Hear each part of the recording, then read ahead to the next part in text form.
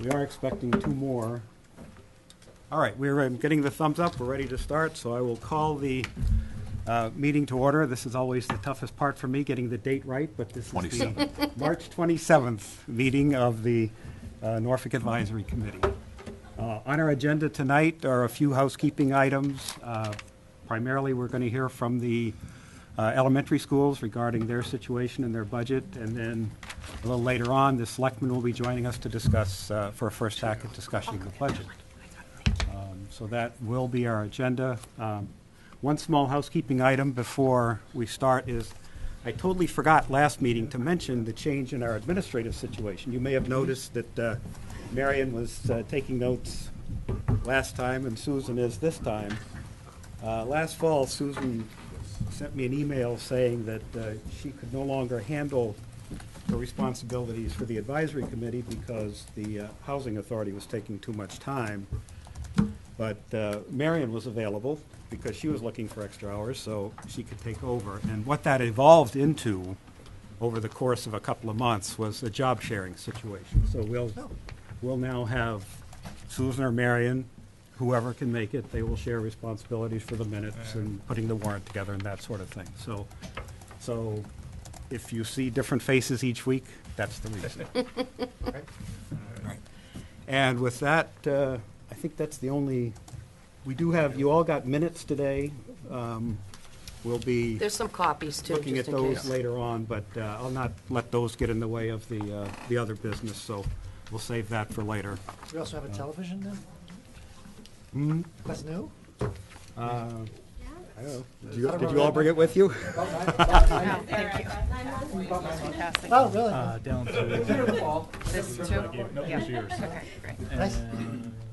But in any event, we have folks from the elementary schools here to tell us about what's going on with the schools and with the budget. And if you would, whoever's going to speak, if you please, actually, you could join us up here at the table if you would like, or then identify yourselves for the for our television audience. The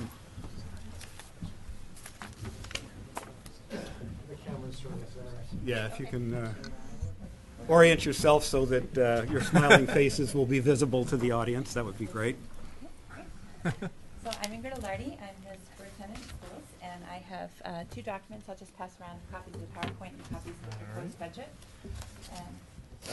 My name is Kelly Peterson. I'm on the school committee, and I'm also on the budget subcommittee, and we're happy to be here today to present our initial budget to the town. I wanted to just start by discussing our district mission. This is something that we read aloud every time we have a school committee meeting, so I thought that would be a good way to start the framework of this conversation.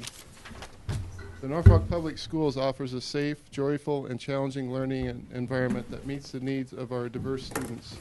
Through school, family, and community partnerships, we provide an education that inspires lifelong learners and cultivates caring and productive citizens of our ever-changing world.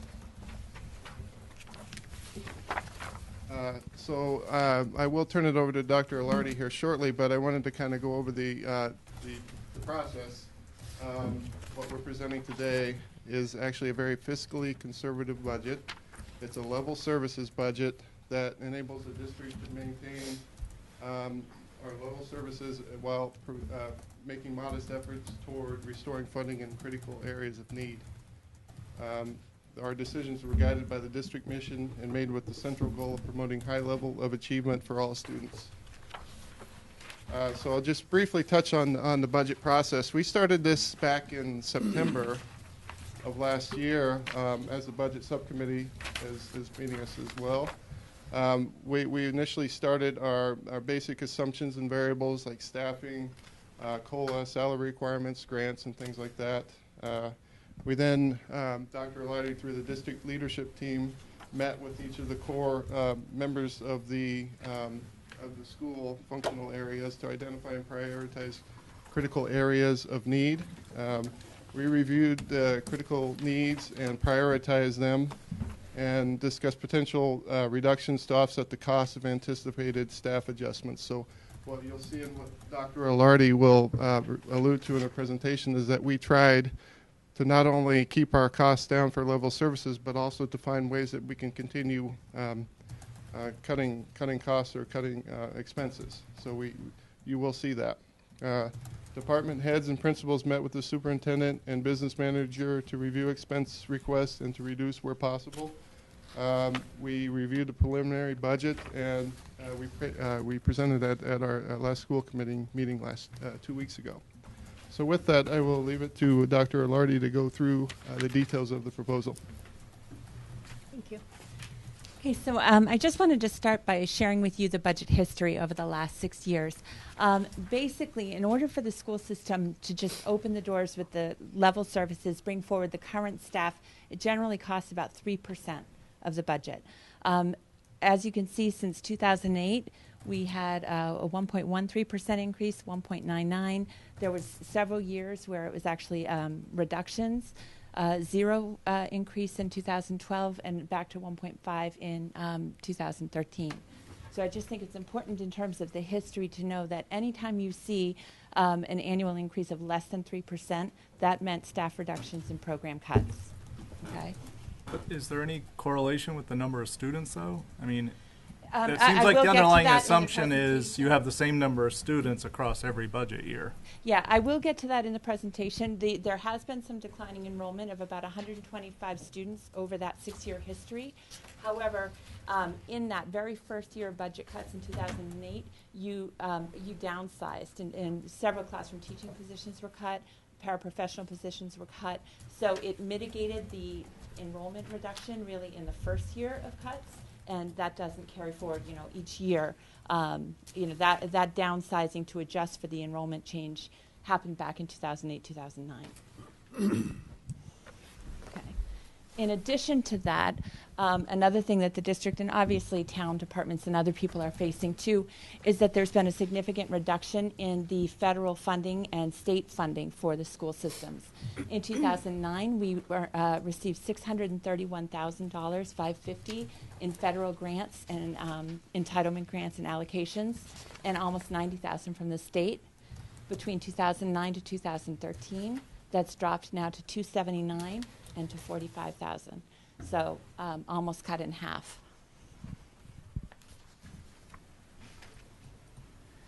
At the same time, as the state is famous for doing, as they've cut funding, they've increased and put forward several new unfunded mandates that we are required to implement that have a significant cost on the school budget. One is the new teacher evaluation system, which you may have heard about. We're required to implement a new system for evaluating all staff. And they've also required us to provide 20 hours of training for every teacher and for every administrator. Again, not funded, so there's a cost of about $54,000 to provide that required training. Also adopting the new Mass Common Core learning standards. They required curriculum revisions in every content area. And that also, not just the revision of the curriculum, but new materials. It'll cost us about $317,000 to make all those curriculum revisions and to bring in the new resources and materials we need. Retail training, another requirement that we have to provide almost a graduate level 45-hour, 48-hour course for every teacher that may be working with a student with ELL who speaks English as a second language. So we're required by law to have a teacher at every grade level complete that full 48-hour course.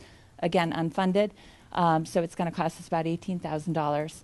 And then we have the new Corey law and the requirement for fingerprinting that's going to cost us about $2,700. What the revenue history means to the district. Again, prior to the recession, public schools averaged about 5 to 7% budget increases annually. 5%, between 3 and 5% typically covers your contractual raises, cost of living, increases in supplies and expense accounts, and allows you to maintain services and programs. Increases below that level typically mean reductions in staff and program cuts. As somebody mentioned earlier, the enrollment has declined over the past 6 years by approximately 150 students. There were some that did mitigate some of the cuts in the first couple of years because you could reduce some classroom teaching positions and paraprofessional positions without increasing class size. But again, those cuts were absorbed in 2008, 2009. eliminating a couple of teaching positions doesn't fund the full cost of just the contractual salary increase raises that we need to meet. Class sizes have increased. We do have several grade levels at this time where the class sizes is at the maximum allowable class size under our current district policy. So in our third grades, we have 24, 25 students in all of those classes, which is where we've capped it by policy.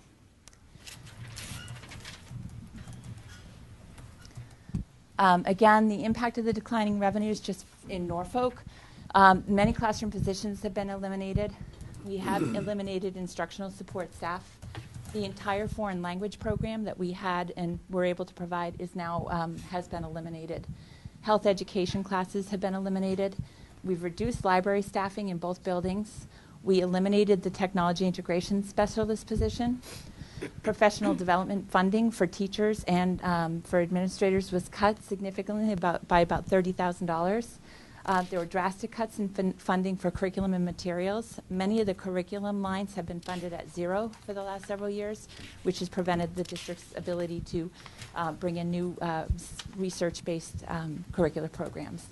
And in addition, we had to add fees. We added transportation fees, so all of our students that ride the bus pay a transportation fee, and then we're charging fees for band in order to be able to keep running those programs. So our 2014 budget request is $9,968,339. It does reflect an increase of 4.3%. This request, if we were able to procure that funding, would restore to the district to slightly above the funding that was available in 2009. Again, it doesn't reflect the annual costs that those salary increases year to year would have cost the district. So here's our recommended proposal. We do have 2 anticipated teacher retirements, which will lead to a budget savings of about $53,000.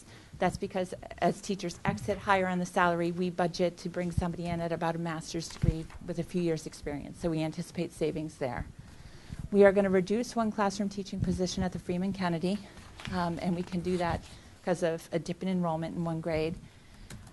We're recommending reducing our two speech and language assistants that we have at the HOD school. Special education, we have really done a good job, I think, in the last couple of years of building internal programs so that we can maintain students and educate them within the Norfolk Public Schools. So we are able to save about $84,000.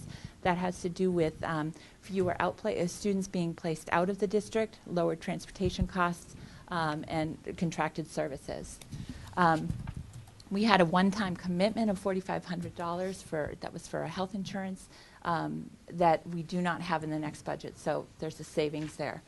So through our reductions, we can reduce the budget by about $246,000, $636.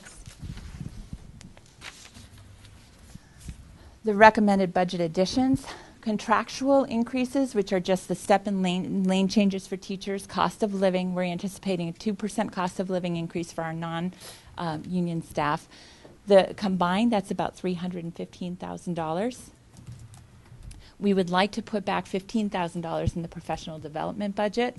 As I mentioned earlier, it's been reduced by $30,000 over the past several years. But we really feel in order to meet the district goals to provide a high-quality education, we need to invest in the teachers that are directly working with students and make sure that we're keeping skills current and providing support that they need. We have paraprofessional staff that work in many different capacities throughout the district, but in many cases they work with some of our at-risk students that require additional support, additional reteaching of curriculum. Currently, none of those people are paid to attend any of the professional development days. Their contract year is the same as the number of days students come. So we feel that is a disservice to the district and students because these are the people that we're relying on to provide, high quality support. So they need to be part of the professional development. So we would like to add 2 days to their contract. I mentioned before that we are recommending reducing the 2 speech and language assistants at the HOD. The speech and language assistants currently provide services to students that are on individual educational plans that have communication-based disabilities. The problem that we have with the model as a speech and language assistant, they are not certified to do any testing or evaluation of our students, and they're not certified to present at team meetings. And they're also required to be overseen and supervised by a speech and language, a full-time speech and language pathologist. The model's not working because with one person, it's impossible to do the supervision that's necessary and keep up with the testing. So we're recommending reducing the assistants and adding a speech and language therapist that can do the full dimensions of that job. We do have to add a special education assistant. That's because we've had a number of students move into the HOD this year who have significant special educational needs and require additional adult assistance. The .2 math specialist, that is not a new position.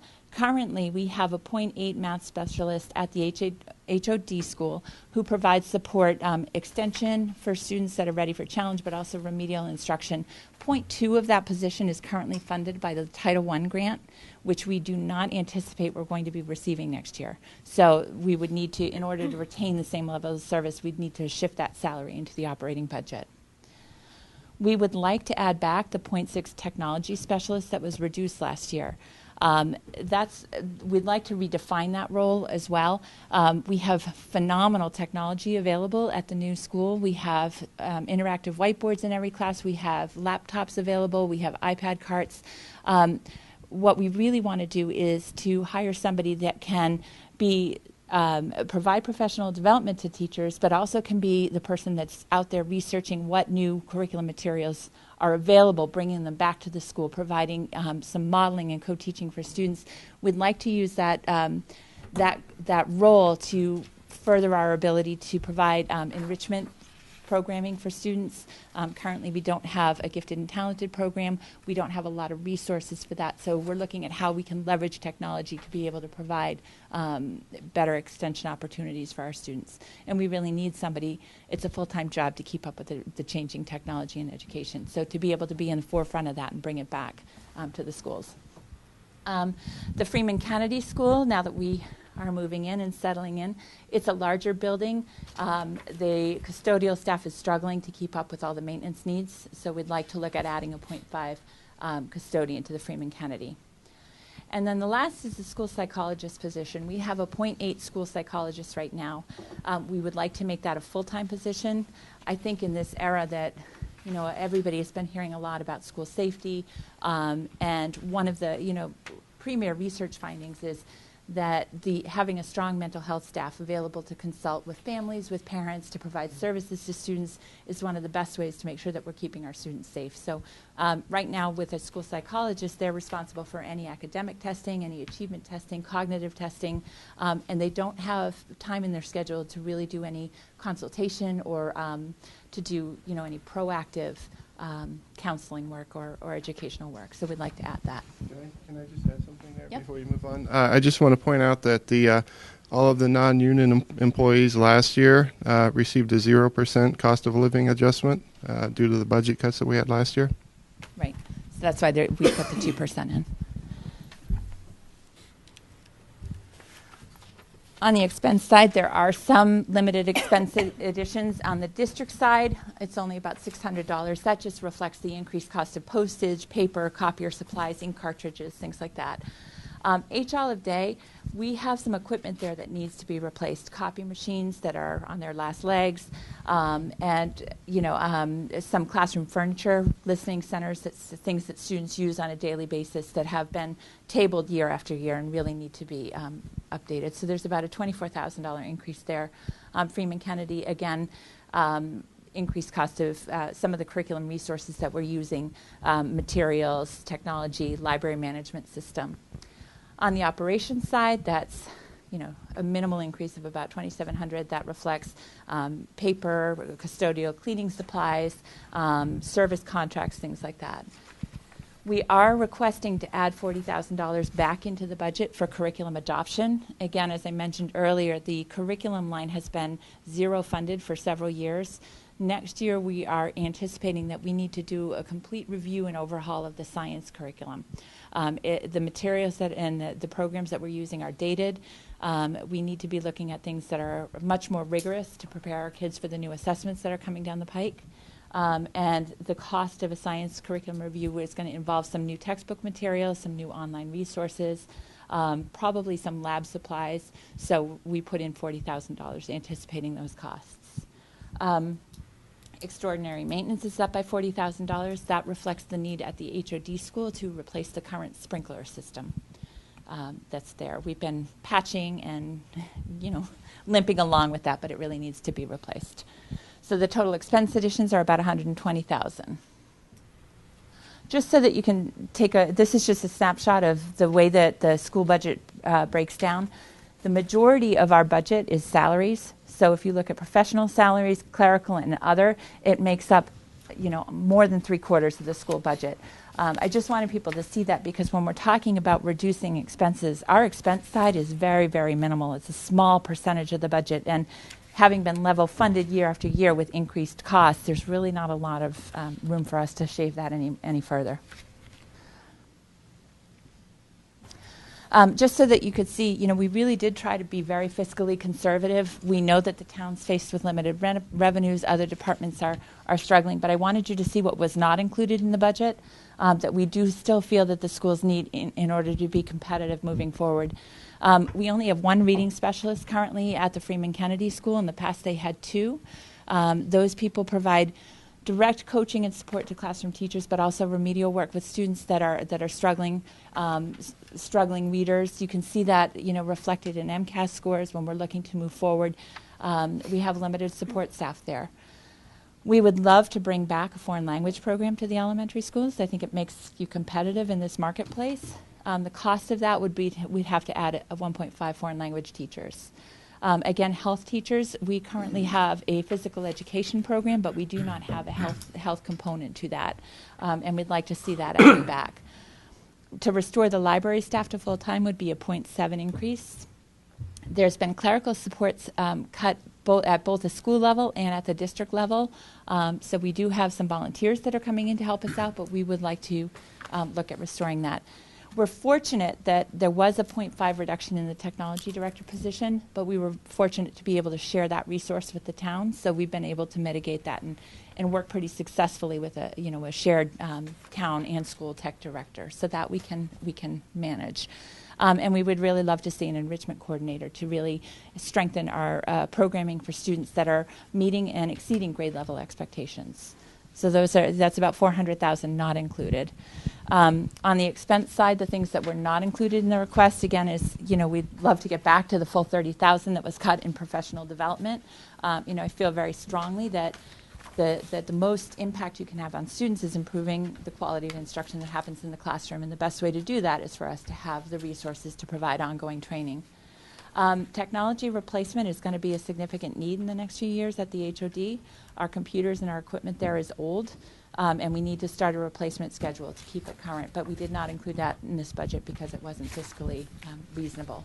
So that's about $75,000. And we would love to get back to a point where we could eliminate fees for essential programs like transportation and band. So there's about $151,000 on the expense side that we have not included.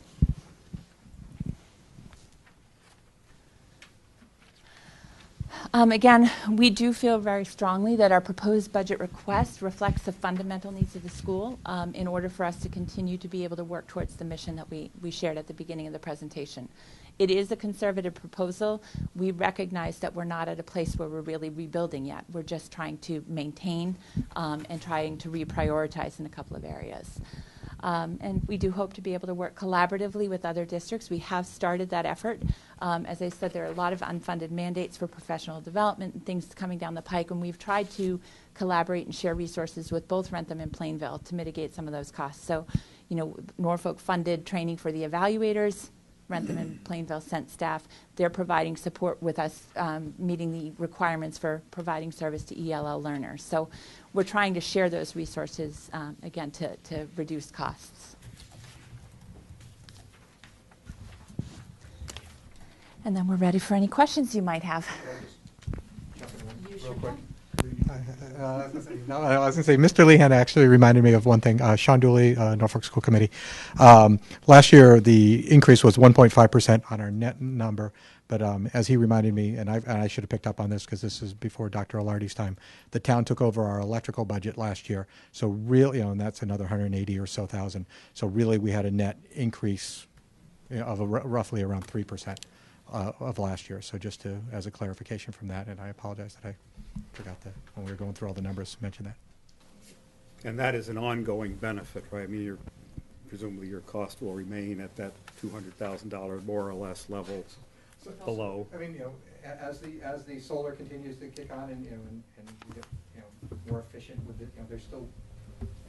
they're still working on some of the systems and still working out some of the bugs. So hopefully as the HVAC system and the electrical and everything like that gets more and more dialed in, and we really get, because it's a very computerized system, hopefully we can continue to keep these numbers lower and lower. And I know, there was a tough winter, on the gas side, but it was substantial savings.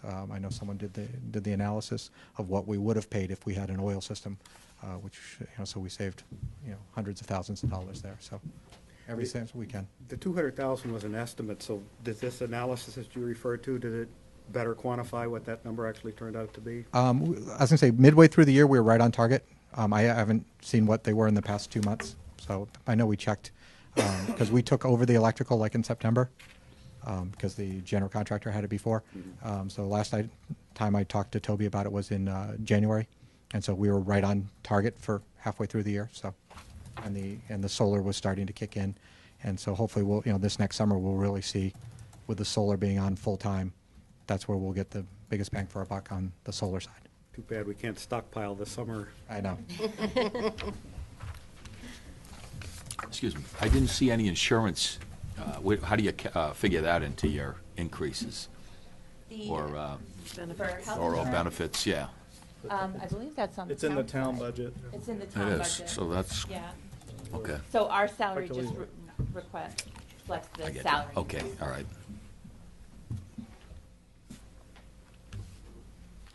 Other questions? So if I do the math, it looks like we're spending $10,850 per student. How does that compare to, from your experience in other districts? Actually, I just ran that report For the elementary, school just committee. on an elementary On it, basis? yeah, we looked at, you have it, Kelly, in your folder, but when I did a comparison of how Norfolk per pupil spending compares to other K-6 districts that the Department of Ed considers us comparable to, and we're right in the middle. We're. Is that adding in the healthcare costs that's not in the budget, or? It's very difficult to do a direct comparison because a lot of districts count their costs and quantify things differently, but it's just based on the total Just whatever budget they're reporting. divided. Mhm. But we're right in the middle of the other regional systems. I did not bring the file today, but. I thought I saw it in your packet, sorry, I thought I saw your entry findings thing. And then Yeah, it's in there. Okay, let me just take a look. on a per student basis, we're going up 6%, not the 4% on a gross dollar basis, but 6% per student. Are I you don't- I comparing don't- that to 2008? Because the 150 No, I'm is over comparing it 6 to years. last year. We're up 6% on a per student basis. Whatever year we're in, the 14 budget versus the 13 budget.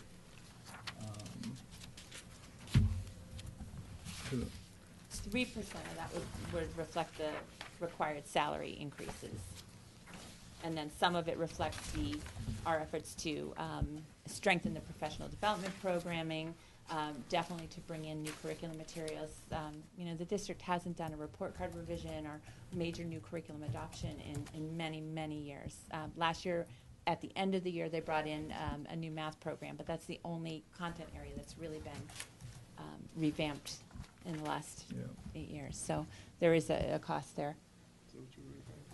Yes, per pupil costs compared to other districts. Can I pass it around just so people can see? It's right down there.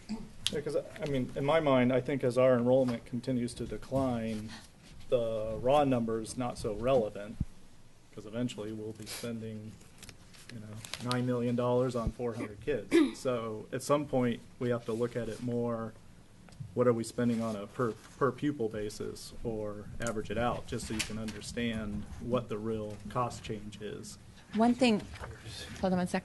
One thing that I would say too is that our enrollment, the pattern of declining enrollment seems to be changing. We only had 95 students registered for kindergarten that are in our kindergarten this year, and we've got 125 registered now. So we have an additional 25 kids coming into kindergarten, so we're going to have to be looking at adding another classroom session there. So I'm not sure what that enrollment pattern is going to look like over the next few years, but we've got 25 more kids coming up than we had. I'm sorry. No, that's what I was. Oh, okay. Exact same thing. Yeah. I can just add Well, on that. Yep. The Those projection here is to continue to go down. That was our projection, but kindergarten enrollment just closed, and we were expecting the enrollment to stay flat based on the data that we had from the town hall and from births, but we have 125 kids that registered, so that was unexpected. If that trend does continue, that's 20 students per year. So after 6 years in the K through 6 program, we could actually be up to close to the enrollment level that we were back in 2008 or that time frame. And also, what you have to keep in mind is that the per pupil cost is not really the best reflection to look at this. We've got 2 schools that have the same property, plant, and equipment that they've had, and those costs continue to rise as well. So when you and we can't get rid of those. I mean, actually, we invested in that this year, so that's one thing to consider on a per pupil basis. I have a question on the unfunded mandates. Yes. That seemed to be a mix of one-shot and recurring kinds of things. I just put in a flavor so that you'd have a sense of some of them. That actually doesn't include all of the new legislation. Some of them are one-time costs. The training for new teacher evaluation, those 20 hours that we were required to do was for the first phase of the new educator evaluation. Now there's a whole second part of that that's coming down the pike that people not just have a proficiency rating, but are going to have a student learning impact rating, and there's an additional requirement for training in that coming down. So that's going to be a second year of that we're required there. The retail training is a one-time thing. The Corey cost will be annual because we're required now to do the fingerprinting, for anyone. Yep. So some of those are one-time costs, and some of them are long-term. The curriculum piece that aligning with the Common Core, that's a total cost, but we're trying to phase that in. We're doing science next year. We're anticipating about $40,000 for that. But just so you have a big picture, to totally align the curriculum, it's going to be about $300 over the next 4 years. If I looked at all the like-to-do things, I mean, it sounds like what you would look for in a budget would be around 10.6 million this year with 4% ongoing, and that would then sustain the schools to the level that you think would be maybe not ideal, but a good level to be at for the town. Fair statement? I think that's a fair statement, yeah. It's going to make our job a lot easier. No. Really, when you look at just the cost from 2008 moving forward, if you just looked at the contract requirements of $300,000, you're looking at, it should have cost the district about $1.2 million just to keep that staffing, which has not been the case. So, yeah, it would take quite a bit to restore that. Well, if I had it. However, unfortunately, we have to deal with reality, Right. so, okay. Other questions? I think that's it. I want to thank you very much for Thank taking you. the time Thank you. to stop by and inform us. My computer there. You need a clicker for your We slides. will be talking budget later on tonight, so this gives us a good context for understanding at least part of it.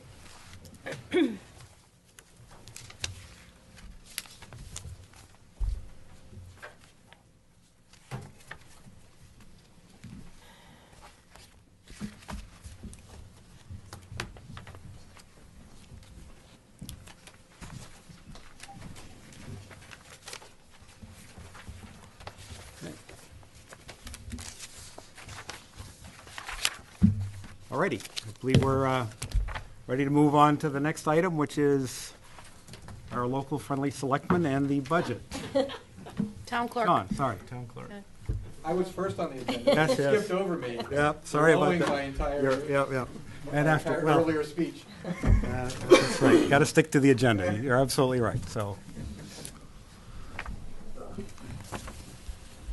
if you would Okay. again introduce yourself. Sean Dooley, Town Clerk. The proposal that I had on for a Excuse revol... me. Bless you.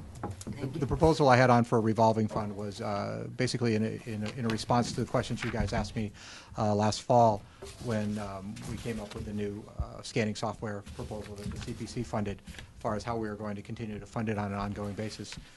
I used our Massachusetts clerks listserv, and I brought that question out to all the other clerks who had done a similar project. And this was, 7 or 8 of the clerks responded that one of the ways they did it was created a revolving fund in their town using some of the vital records that they got in, just as a way to allocate and streamline the money without having to go back to the advisory board and the selectmen every year asking for money to do additional computer upgrades and additional scanning softwares, anything along those lines. So it was I actually used the boilerplate of the town of Easton's town clerk, which they passed through their town meeting last year. So that's where I got that proposal for, and I think it limits the amount of expenditures of around $4,000, $5,000. Do you anticipate the $5 per record kind of service charge that you're charging would provide enough money to do what you need to do? Do you have any history at this point? No history at this point. I mean, it's we're still in the process of, the town is upgrading the servers. We're in the process of upgrading the servers, so we haven't even fully started the scanning software project yet. So as of right now, I don't know. I mean, the ongoing costs that we know we're going to have are only like $750, $800. That's the licensing. Exactly. Right. That's not any actually. Above and beyond. Data. Yeah, I was going to say, because I think that a lot of the scanning that we'll be able to use is either internal office staff, when we have downtime in between elections and especially during the summer, and also using interns, unpaid interns that we're able to utilize for a lot of the scanning, things like that. So I don't anticipate any. This was just kind of, all right, let's think of a way outside of the box to at least have the fund there, that if we do have the expenses, that we will be able to use it as opposed to going back to the town. The revolving funds typically are worded in terms of the maximum that can accumulate in them, whereas your article is in terms of the maximum allowed to be expended. So if you took what I think would probably be an unusual situation where you actually took in more than you spent so that you accumulated, you don't have any theoretical limit on how much could be accumulated, just how much you spent. Right. And I don't care if you want to put a maximum. I mean, I don't anticipate this bringing in much more than $800 or so a year, anyways. So I mean, it's not, it's not a huge line item in our department, anyways. Yeah. So Typically, the way they work is there's no limit on what comes in and out. Because some of the planning board funds, for example, might take in $100,000 and spend $100,000, but they might have a $40,000 limit on how much they can accumulate. So I don't know. I mean, I guess the selectmen might have something to say operationally how this would work compared to the other revolving funds that we're used to seeing. And I have no problem with it being limited. I'll leave that to your discretion. I mean, it doesn't. Like I said, I don't anticipate this being a huge money fund one way or the other. Why do this as opposed to just having it budgeted? And that may be more of a question for Jack or the selectmen, but. Basically, I asked, because a lot of other towns did it this way, and I think it's a cleaner, it's a way to, monetize the fact that we're trying to bring in more records, and this is, it's going to be a records-related expense. And so I'm like, all right, so this way we can at least show that we're paying for our own system, so more from a public standpoint than from any other standpoint. Although it seems like it'd be more of an issue, does the town want to allocate funds to do this type of work, i.e. through the budget? Because if we're really, you were saying you think it will be about 800 this year is the amount that's collected in a typical year? $800,000, yeah. It seems like more effort than it's worth in terms of setting up a separate revolving fund and tracking that and making sure the expenditures relate to the purposes of the fund. Seems like an easier solution is to put forth how much you think it would cost to actually operate the record-keeping activities and have that in your budget each year. Oh, that, and I don't mind that, doing that as well. I was just trying to come up with an additional, I way mean, I way to remember- fund Well, without, it's without. not really without- addition, it's just taking, Well, it's it's taking the money out of Robert one Peter to pocket recall, and yeah. putting it in another pocket. I mean, we're collecting the money already. Correct, yeah. Yeah, yeah. I remember last year, you had indicated the ongoing licensing fee was gonna be like $650 or $700 or something a year, and that would just come out of your budget at that Right. point.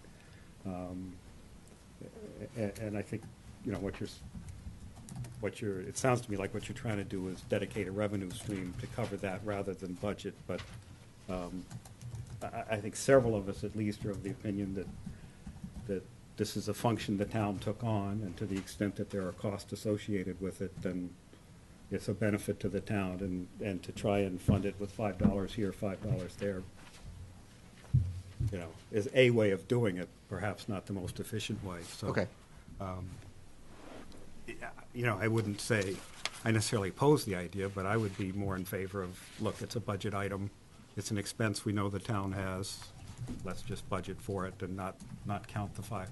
To the extent the $5 come in, that's great, the town gets revenue, but it's a function the town needs to perform, and if we wind up $170 short on revenue, we don't care, it's still a function the town needs to perform.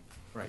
Well, I was going to say, and I think one of the other things that some of the other towns did in their thing is they actually increased the fee in addition to cover that. So, they, raised it from a $10 fee to a $15 fee. So basically, the town netted out the same number, and that way they kept the, kept the $5. But I figured we would wait, see how it goes the first year, and then if that, becomes a real need or possibility, then we can always, we have the vehicle in place and can just roll into that.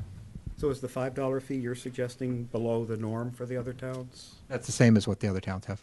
Oh, okay. But they increased their, a couple of the clerks that I spoke to, they increased their fee from a $10 for a, say for a birth certificate to $15. And basically, so the town's still getting 100% of the 10, and the other 5 is going into the revolving fund. Oh, I see. Okay. Any other questions, comments? No, that was it. All right. Thank you. Great. Well, thank you Thank very you. much. Thank you.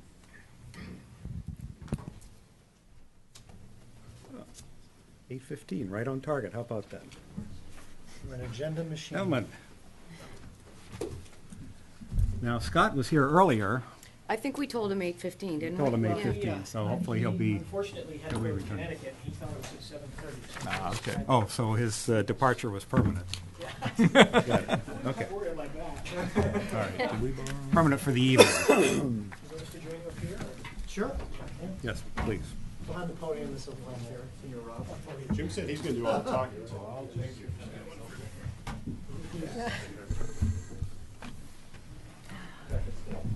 Sure. Welcome. Thanks. Ingrid, thank you again. Thank you. Good Yeah, night. thank you. Thanks very much. Thank you. All right.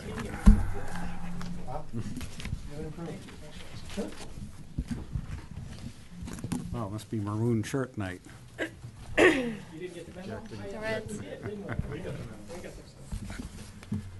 All righty. If you all introduce yourselves for the television audience. Jim Lehan, Chairman of the Board. Rob Garrity, Vice Chair. Jack Hathaway, Town Administrator.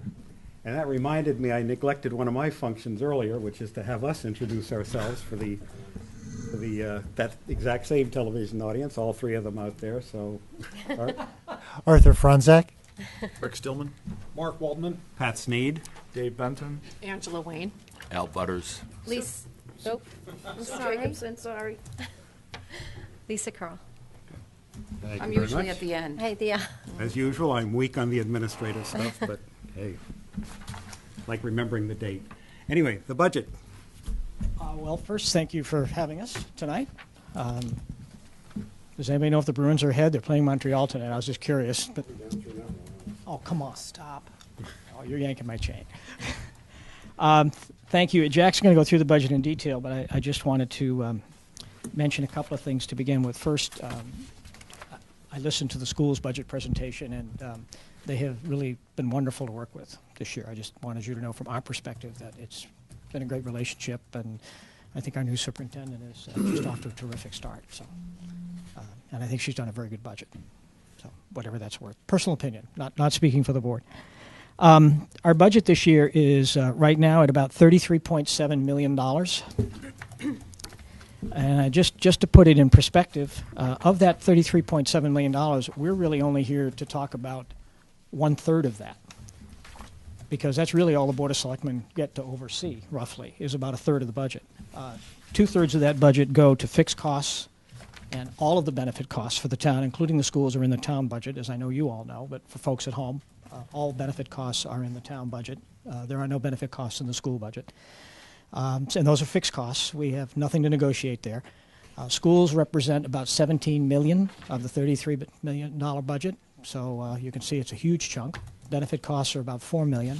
And then we have fixed costs, debt, things of that nature. So when we're all said and done, of a $33.7 million budget, $24.7 million of that is really pretty much out of the control of this board. So we're really here trying to work through 1/3 of it with you folks, although we do have some influence on the school side because overall we are responsible for the whole budget.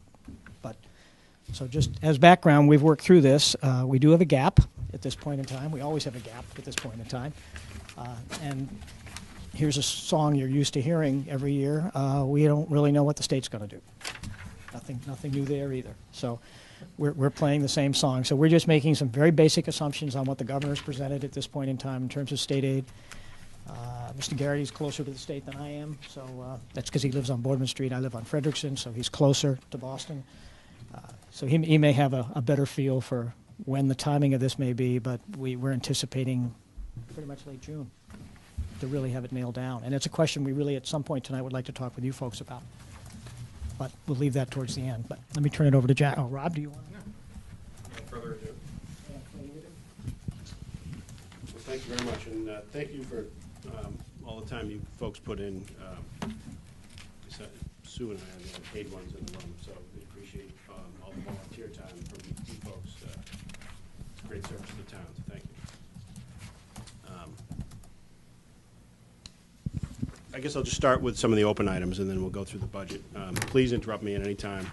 I don't have all my whiz-bang PowerPoint slides done yet, but I know you guys like to just kind of focus on the numbers, so we'll focus on the numbers.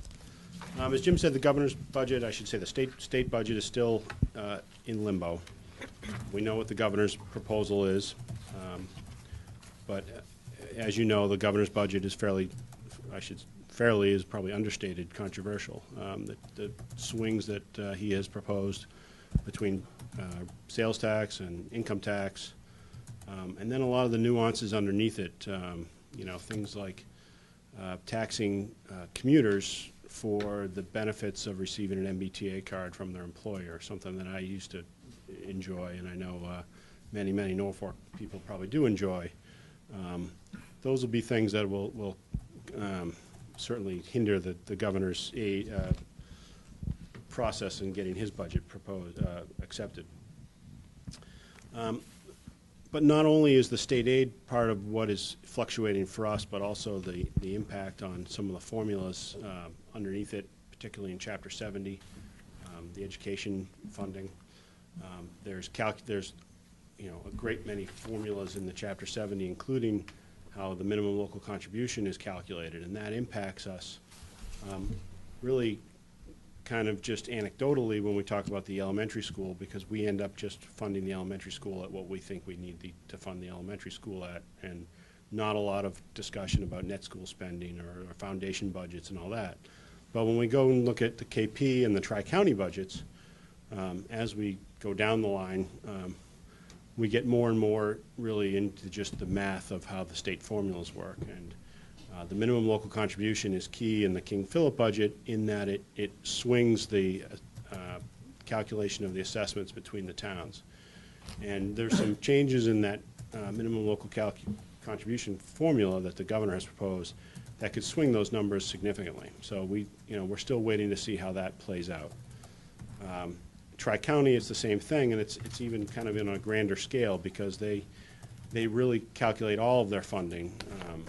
Not only is there, the King Philip budget, again, we look at what King Philip needs, and whether or not we can attain that amount, but we still negotiate as to, because we're above the foundation budget.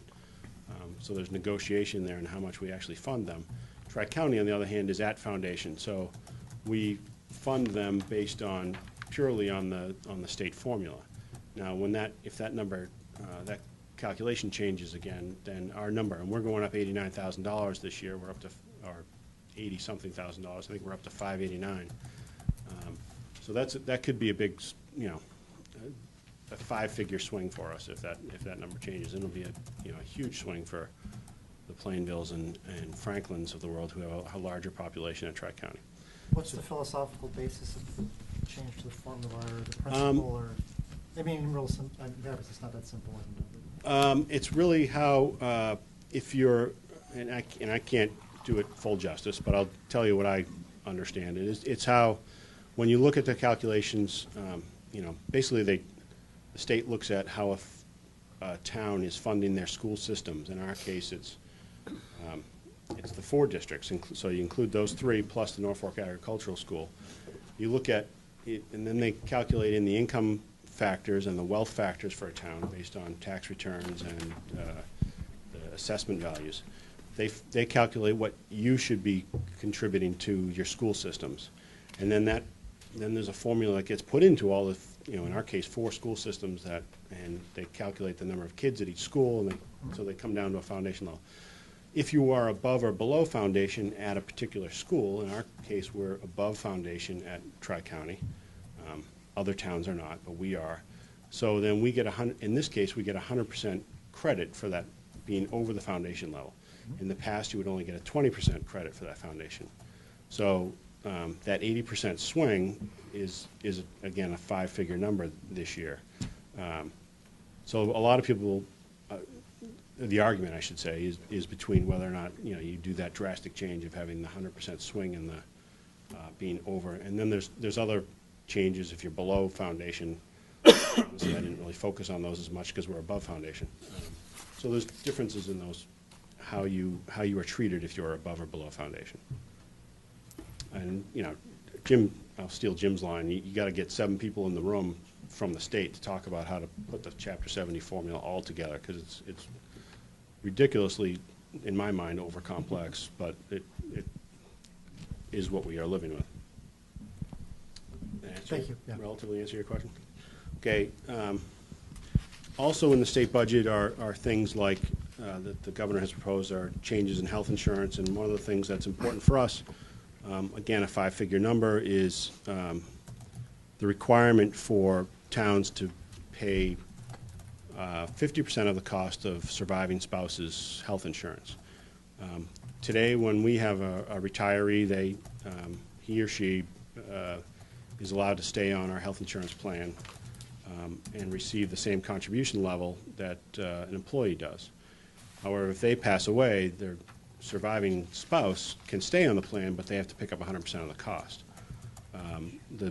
One of the governor's proposals is that to save towns money somehow, that is the towns would be required to pick up that cost. My wife will appreciate that someday, but I don't today. It's a joke. You guys can laugh. I laughed quietly.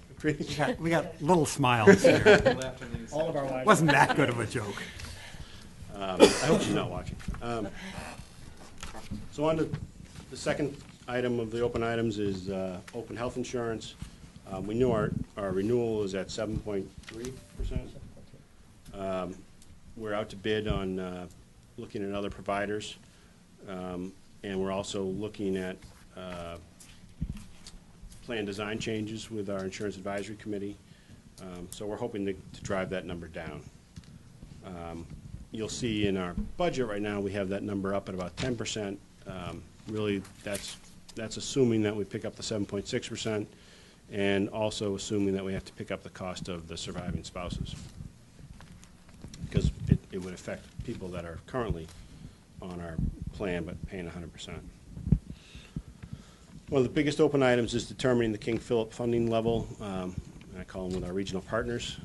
We're trying to set up a meeting with the chairman of the advisory board and finance committees and the chairman of the Selectmen town administrators and representatives of the school committee to try and figure that out, and we're hoping that's going to happen next week. Revenues, I think there's a little more work to do on revenues. I've done some more that we can talk about today. Energy credits with NSTAR. We are going to receive about $250,000 in credits per year from NSTAR. We're still trying to get those credits for the current year. They started accruing in July 1st. We're still trying to get those, and we're not alone. There's other towns that are doing this too. We've been promised a number of times that they're coming. At this point, we're hoping they're coming in April. So it's going to be an interesting, that's going to be a dynamic that we're going to have to all deal with, because we're going to get obviously a huge credit coming in May, April, June. We think right now it's about $180,000 that they owe us. So we don't have $180,000 of expenses through the rest of the year. So I don't know if they're going to cut us a check, which I doubt NSTAR would ever cut anybody a check, but are they going to cut us a check, or are they just going to credit us, for the next 8 or 9 months? So we may actually get double benefit more next year than we do. So we'll have to see how that plays out. You don't accrue for what you've earned? You're just doing it on a pay-as-you-go basis? No, you do accrue the credits. Oh, okay. So it's just a cash flow It's a issue. cash flow. It's not really a budget issue. No, it is in the fiscal year. Yeah. If we get the credits, say we get credits in August, say we start getting credits in April, but they're basically zeroing out our bill, and so we have a balance. No, I to understand. us. Yeah, no, yeah. If But we don't, again, if we're still getting credits in August and September, that's going to be an impact on next year's budget.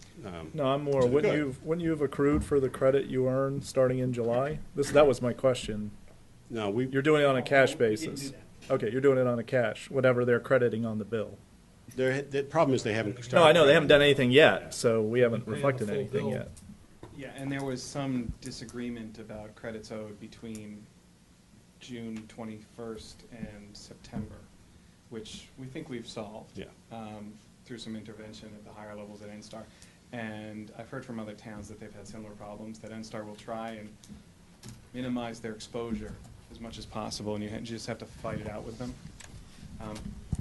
Yeah. But you guys were brilliant in designing last year's budget, that we didn't bake in a lot of the savings, so we don't run into a cash flow problem. We were expecting our savings to end up as a free cash issue this year, but because we were very smart, you all were very smart, and we didn't count on it, we're not in a crunch. We're not, asking you for more money right now to cover the electric bills. So Jack has been able to realize some savings next year, and probably still understating it so that we end up with some free cash out of this at the end of FY14, hopefully.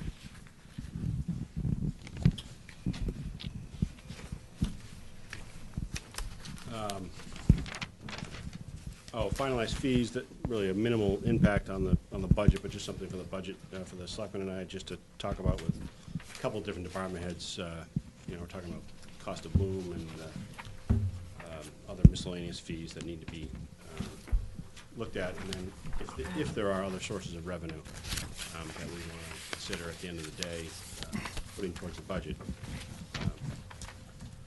So going on to revenues. We have just about $1 million of new revenue this year. We have $561,000 of commonly referred to as Proposition 2.5 growth. So take last year's levy limit, increase it by 2.5%. New growth, we're looking at $425,000. There has been a lot of new startups, both down in the Pulte, Paddocks and Corrals subdivision.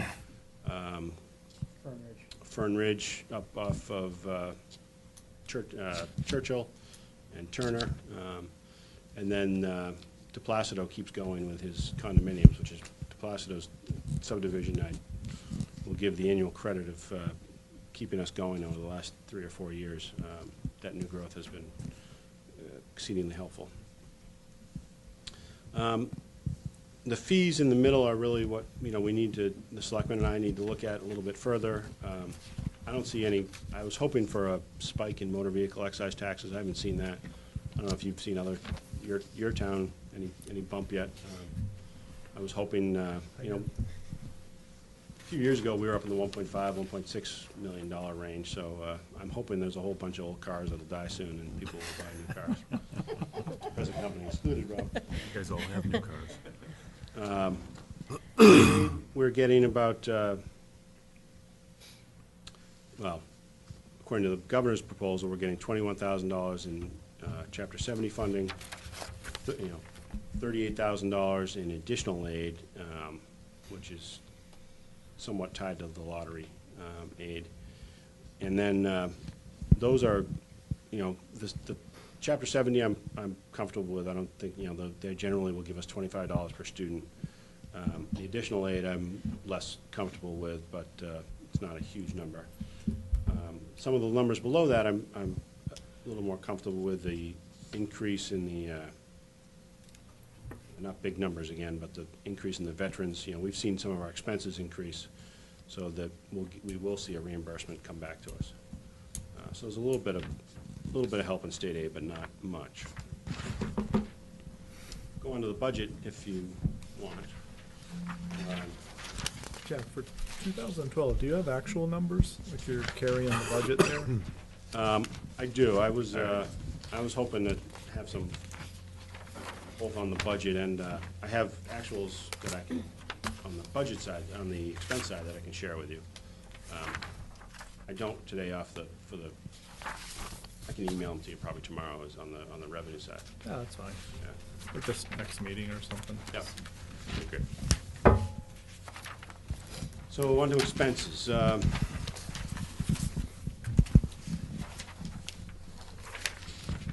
Try and focus just on kind of the bigger ones. Jack, one other, Chapter 90 revenue, do we know? We don't know what that is. We're hoping it's going to, the governor's saying that it's going to be a pretty generous number, but it was $390,000 this year. I'm hoping to we've accepted a couple of roads, and he's promised to fund it well, so I hope it's over $400,000. That didn't come in, and that number wasn't finalized until, I think it was July last year, so that was hopefully. They do plan to be earlier with that. They've passed a new bond bill which will allow them to plan out in a longer number of years. So supposedly they're going to be releasing Chapter 90 earlier in the construction season. All right, so I'll focus on some of the places where we've put some money, and if I skip over something you want to talk about, feel free to interrupt me. Just in the middle of the column, I have really what the departmental requests were. Those were somewhat negotiated even before showing up here. And then on the right-hand side is, you'll see some exceptions between what the department wanted and what I'm recommending. Municipal finance, just, it's a little bit, most of them you'll see about 4%. Municipal finance is up a little bit above that because they're just carrying the audit expense, and we're seeing that go up a little bit this coming year. The Board of Assessors, what they're looking for that to go up a little more significantly than, because they were trying to deal with the recertification process a little more on an annual basis rather than kind of wait for the third year. So we compromised a little bit. I gave them a little bit of money, but not as much as they wanted. Down at the bottom of the page, the human resources, you remember we added, we started with a 20-hour position. This year we upped it to a 30-hour position. I'm hoping to get to a 40-hour position. I realize this is probably a stretch given the circumstances. Maybe I can do it halfway or 3/4 of the way through the year, but that's why that bottom number, you'll see that number higher. Just how many employees are there for that HR representative support? Well, there's about 300. There is an HR person over at the school. She's really mostly dealing with, new, starts and stops, not dealing with all the benefits that go along with it. So he's dealing with, the four unions here, and obviously all the municipal departments, which is about 125 employees. Great. But benefits for everybody. Benefits for everybody, yeah. And he's negotiating the health insurance and he's done some other things for me too outside of HR because we, if I know you'll remember the discussion about assistant town administrator versus HR coordinator. And so when we hired him with a broad scope of services, and so he's doing procurement, he's doing, the benefits procurement as well. He deals with my emergency management coordinator, which is just a time-consuming, fun process. He handled the building insurance, which wouldn't necessarily Yep. be an HR job. For instance. He's also Great. been instrumental in helping clean up and rewrite a lot of our policies, which are extremely outdated. He's really been terrific. Great. Thank you. Scott Bragdon, yeah, he's a good guy, and I'm hoping. Sorry, I should have started off with this. I'm hoping. I've been talking to the Rentham and Plainville town administrators to actually create a. They don't have HR directors, so I'm hoping to create an intermunicipal agreement with them, and have them purchase. I'm hoping a day of his services a week, so we'd actually see some revenue, because they don't. They want an HR, some help, but they just don't have it at this time. And they're, obviously their budgets are similar to ours, and haven't got it in there yet. Makes a lot of sense. Yeah. Yeah. Sure, you head don't off. need more than one HR director for these 3 towns. I mean, so. Yeah. His overhead rate will be about 27%. Shopping Scott All around. right.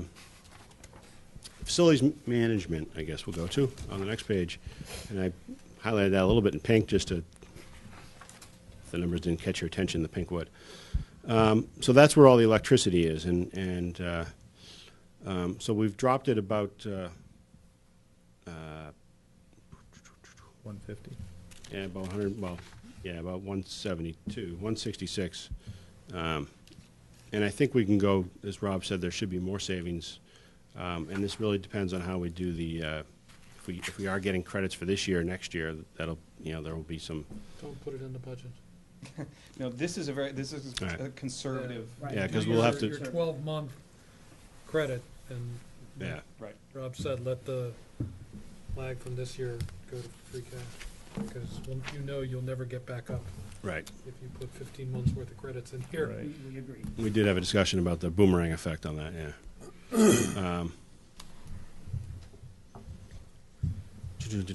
Town clerk, down at the bottom of the. Can I just, one Yep. quick question, really should have said someone, Sean was here, but you heard the tenor of the discussion about that revolving account, and I think there was some sense in our discussion last week that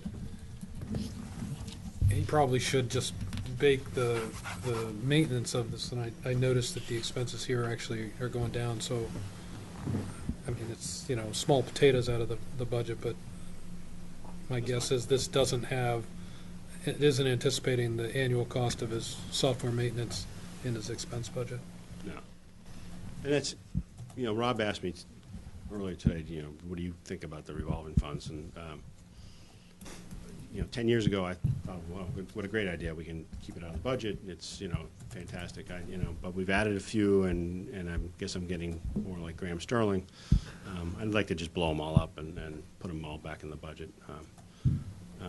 But the one good thing about one like this, though, is, it's a new service above and beyond what we are kind of, we mandated to do. So it's one way of seeing that this new service you're providing is making, is returning some money back to you. It's not a drag. Yeah, that's not a drag. But you'll see that, the revenue will come in, and you'll know what it is. It doesn't matter whether you put it in a revolving fund or not. No, it's just more of you're forced to look at it, because you'll look at the revolving fund and make sure it has a balance. But in a Yeah, $30 million budget, Yeah. who wants to be forced to look at $1,200 or $850? Oh, Julie will look. Julie will look. The other cynical thought is that we put it in the budget, and then 2 years from now, the service crashes and burns, but we never get the money. We never take the money back out of the budget. But again, We're looking at this is not a money-making thing. We're protecting town records, which is a required function of the town. That's the main purpose of this thing, is to make those things permanent. The fact that people can get at stuff at $5 a pop is incidental to the main purpose. If anything, we should be charging them less, not more, because it should be a lot less manual activity to find these things once they get computerized. We had that conversation after the crowd. I don't think we care. Yeah, We don't. But If we have to throw a couple $100 back in his expense budget, then. Incidentally, I saw the best argument for digitizing the records today. We took a trip down to Old Town Hall. We were looking up some information. And the records, and these go back 70s, but the boxes that are now insect hives that contain your vital records from this town, sitting there really argues for doing something different. So. Just to add to that scenario, when we went to town hall, last night we were looking for minutes from a prior Board of Selectmen meeting. We were looking for 1989 minutes. Well, they're locked in the safe of the old town hall. So we had to wait till today to go down and get in the safe, find them, read them. We have to fix this. Did the bugs get into the safe? I was greeted when I went down by 3 squirrels. That they're having a great time down there. Did they know the combination? They did. I mean, I it's just me. My own feeling is that if it's $1,000 a year, we ought to put $1,000 in the budget. Forget this revolving fund thing. It's one thing when you got a $90,000 revolving fund. You've got unpredictable revenues, Right. We'll do it. etc. We'll just do it. All right. What do you got next, Jack? So we'll talk about Jim's favorite topic, planning and development. We've added a funding for a town planner. We think the planner is going to do, obviously, beyond planning, potentially oversee the land use, administrative staff, Board of Health, Concom, ZBA, Planning Board. 10 night meetings, and then work with the Economic Development Committee and Planning Board to, kind of devise our planning plan. Could also potentially be the zoning enforcement officer. Obviously not the building code enforcement, but zoning enforcement. So that's Jim would have. Who does that today, Jack? He is right. It is my favorite topic. Pardon? Who does the enforcement today for zoning? Building inspector. Oh, so Bob does both. Right. Okay. Right. The part that sometimes goes that people are unaware of about a town planner is they also are revenue generators.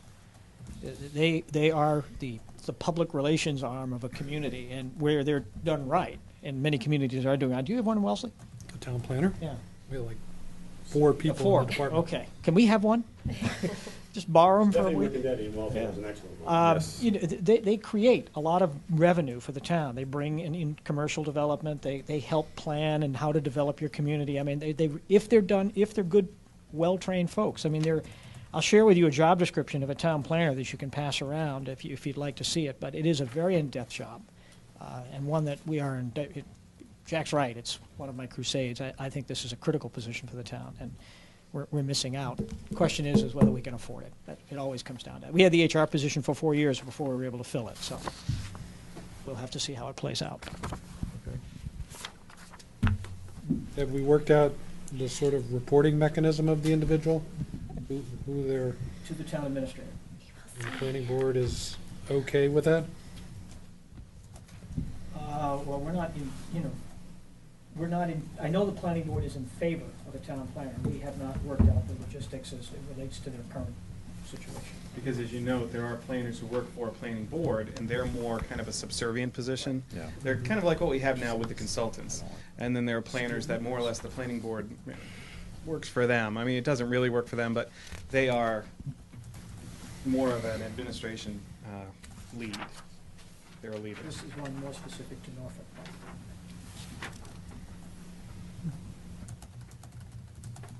General direction of the town administrator. But it does come down to funding.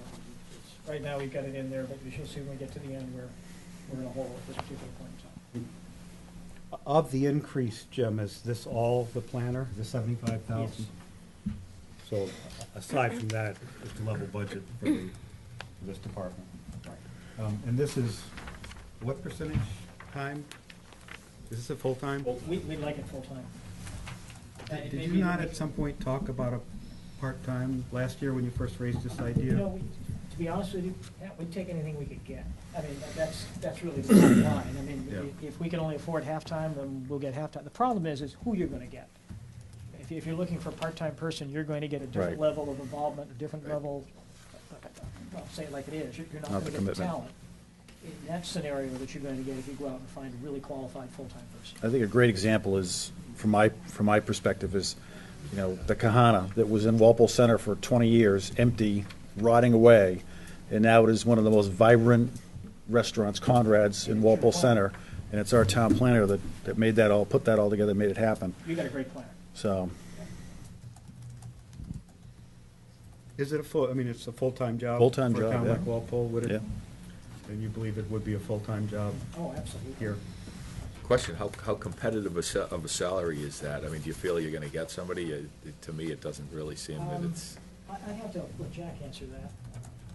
requiring a master's degree Yeah, and 3 years of experience. Might be, for 60. Wow. yeah, It's gonna be a search. might be a challenge, yeah. We're never at the high end. Actually, I think you could do decently with that number. I used to work in the Office for Commonwealth Development, which was the state's smart growth planning office, and we had a lot of interaction with planners. And these folks work for a lot less than you would assume they would. If they did the same job in the private sector, it would be a much higher thing. But these are guys who, they go to the Tufts LERP program, the urban planning program, and get out of school and they're making 45 grand, but they're very excited about building their communities. It's a different kind of cat, I think. So I think 75, you could actually get a fairly senior kind of person, Great. honestly. Need a good recruitment strategy. Let me throw one kind of dead fish on the table. I think this discussion highlights the need to have a discussion, not at this town meeting, but as we go on charter again. Because what we're doing here, and this is a minority or a single opinion, all right? This is not the board's opinion, but in the past several years, with the HR position, with the growth down at DPW, and with the new, now we got a planner position, we're taking, our old 1954 Studebaker and kind of throwing some Bondo over here, and then a new antenna up top, and then, we're going to fix the seats. I think it's time to look at the whole way we do government and throw everything in. Maybe throw in town meeting. How do we do that? Throw in what offices should be elected, appointed, that kind of thing, and have a charter discussion. It makes it easier to make changes later. We have to go, for instance, when we did DPW, to go to the state to create the DPW because we didn't have a charter, so it's a special legislation. But it also allows you to have a coherent strategy for how your government's going to grow or not over the next 15 or 20 years. But that's just one man's opinion. Person's opinion. This will shock Mr. Gary, but that's two man's opinion. I agree with him. Just to kind of go back a little bit, when we had the charter committee before, you remember on a couple of occasions we've talked about town clerk becoming appointed. That we didn't dream that up. That came from the charter committee. That was one of their recommendations 15 years ago. The reason it wasn't implemented is that we had Alice Boshin, some of you may remember, was an old-time clerk that had been here for years, and we wanted to let her continue on until she retired, and then it got lost, as many things do. It just got lost. So we didn't bring that back with any agenda. We brought that back because that was what the charter committee recommended. They said that is the structure we should have in town. So it's that type of, that's when we changed the finance director, which used to be an elected position, and now it's an appointed position. That first finance director we had was awesome. Learned a lot, no question about it. Mr. Hathaway was our first finance director.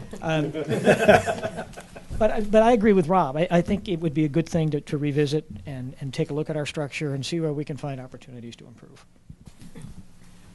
What is that action that the selectmen can just initiate to appoint a group to do that, like the task force? There's a process you have to go through to establish the charter. I should remember, but I don't. I don't remember how we. They have a town meeting vote to establish the charter commission. I think it is a town And you meeting. go through the thing, and then the town meeting. And then there are votes of the citizens involved at the end of, it's pretty, it's involved. It's a time-consuming process.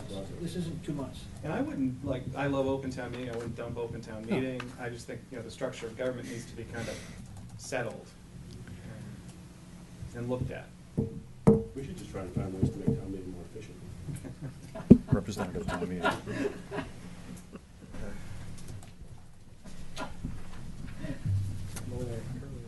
Okay, so we were on planning and development, I believe, yes. So- Finish that one.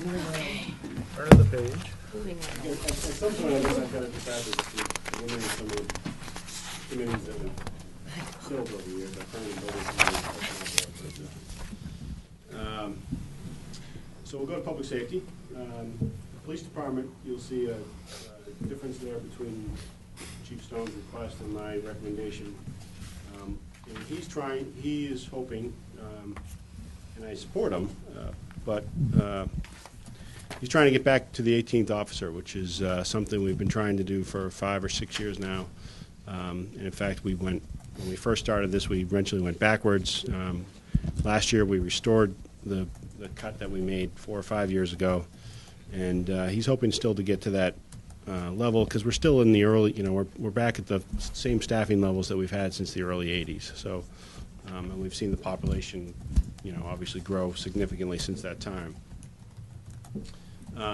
So my budget over on FY14 would allow him to do it, to add the person sometime late in the fiscal year.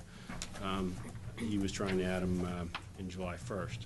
Obviously, as we continue to review the budget, we'll look at that position as well. The fire department budget is up significantly, but it's on the salaries. All they're really doing is adding the cost of the service that the Selectmen and I went through with Chief Bushnell over this past year. If you've watched any of the Selectmen's meetings, what they do now is they have when the ambulance gets committed, so that means that they've gone to a house and then they've actually committed to go to the hospital, and we know that that's an hour to an hour and a half round trip. They have a 2-person callback, so they don't have an all-staff callback. They have a very defined callback, and they cap it at 2, so that they get 2 officers back in the fire station while that ambulance is gone, as soon as they commit. So it's been very productive, and if Chief Bushnell was here, he would speak very eloquently to you about how that has been. We had a pediatric, I don't want to say a save, but a pediatric response last week, and it was following right after they had the first ambulance was committed to the hospital. So it's certainly an increase in service that we are eager to support. Can I just, where we use mutual aid frequently, Yep. particularly the ambulance service, I mean, ambulances go everywhere, Yep. all over the place. What's wrong with that system? Seems to work pretty well. They do it all the time, everywhere. They do, and as you know, it's all about response time, and we have and the comfort we have with ALS or non-ALS services in the towns, particularly on the north side of town. They're more BLS service than ALS. Which part's the north side? Everything north of Ridge Range, right? That way. That way. Because the Thank hounds you. Behind you. on the northern border don't do ALS. Over there, so. That's west. Okay. Yeah, and the other towns are, just they're obviously as busy as we are, and they've made cuts too. It's a great question, a question that we have talked about at many of our meetings. We do have joint response with the surrounding communities, but their cuts have dramatically impacted their ability for callback as well. We've implemented this callback strategy gradually over several years, and if you read the Sun Chronicle today, you'll see a significant article in the town of Plainville where the fire department was just recently in there, if not, I think yesterday, actually. They need $600,000, a $600,000 infusion into their budget in order to do what we're doing, because they didn't implement it over time. They just basically stopped. They didn't have a callback system, and they have a problem.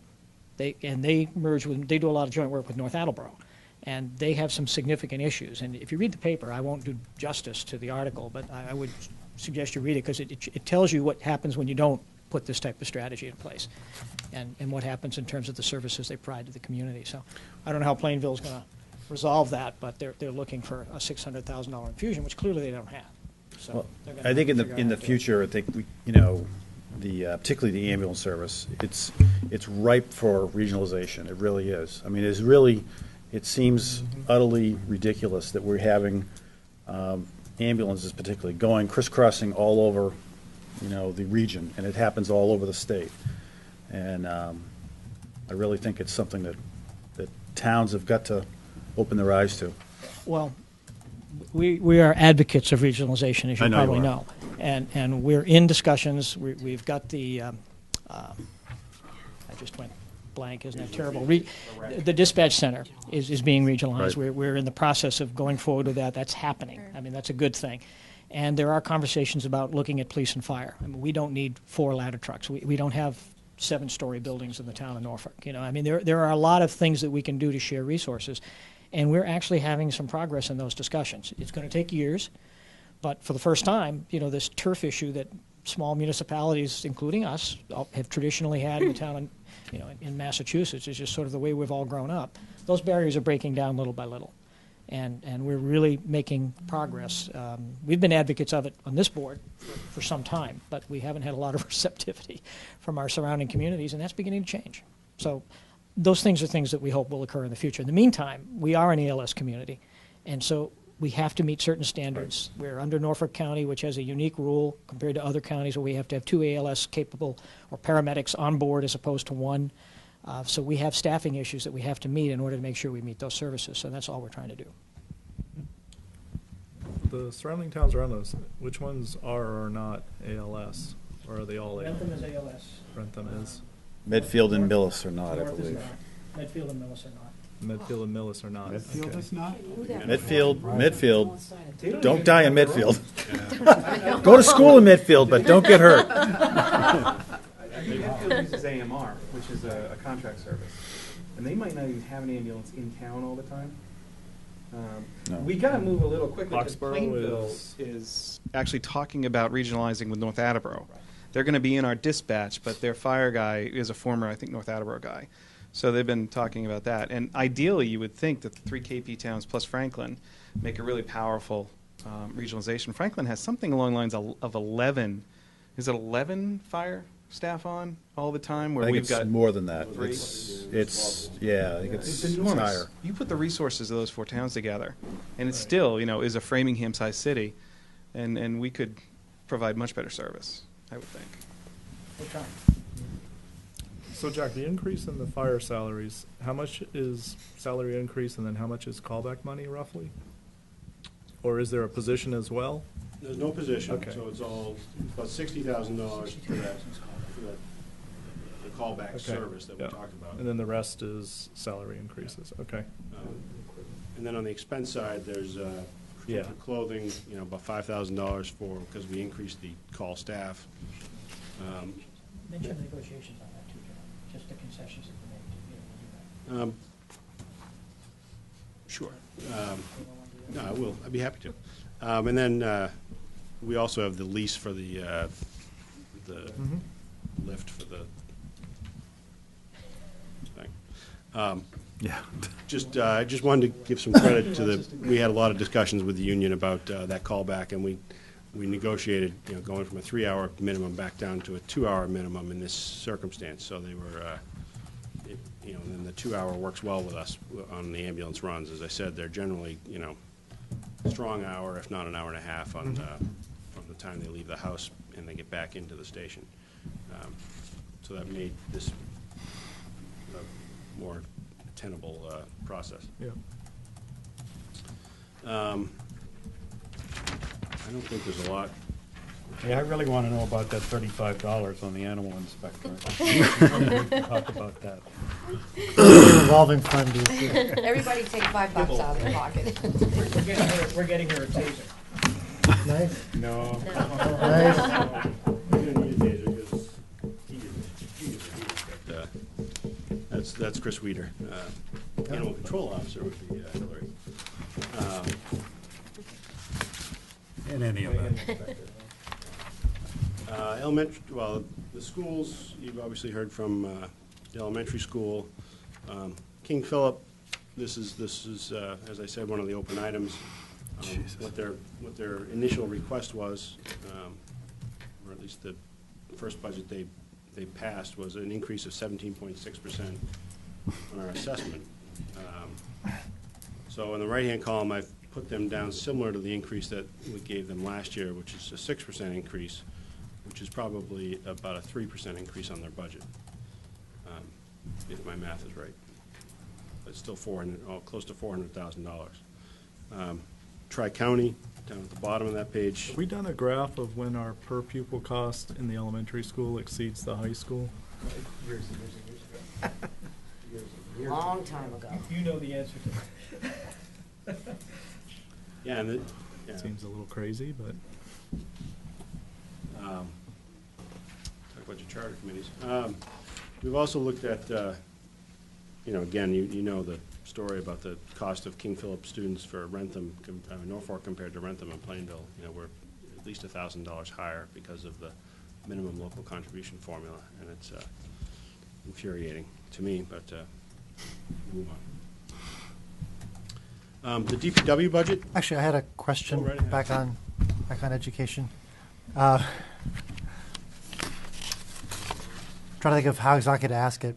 So I've been doing this now. This is like my third year, I guess. I'm sure everyone loses track by now, but in terms of how many years that we've all been doing this. But every year it seems like it's, I hear reports from the school committees about how, what they really need is X amount of dollars, but they're only going to ask for is Y.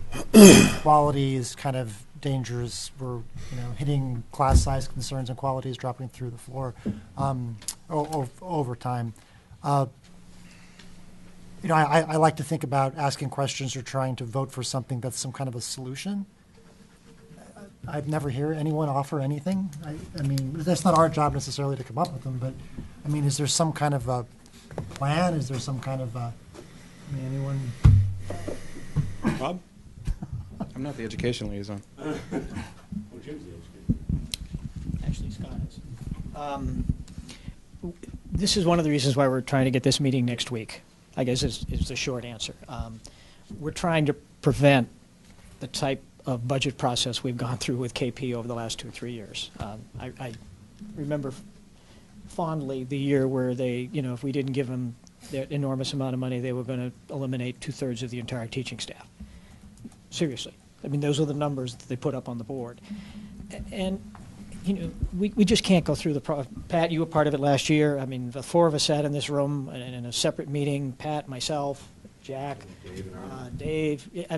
None of us could come up with the same number. It's that convoluted. So I propose that we get the chairman of the Selectmen, the chairman of the finance committees, their finance person, superintendent, chair of their school committee, and let's just have a behind-the-table conversation about how we resolve this budget. See if we can't work it through before we get into the formal presentations and get this down to a level plateau where we can all understand it and have some reasonable understanding. The broader question is they have a problem. They have a legitimate funding need. And your comments, Dave, are right. They've got 2,100, 2,200 students. About right, yeah. Yeah, somewhere in that neighborhood. We need to find a solution to this. They've got class sizes. They're not fibbing when they say they've got classes in the 30s.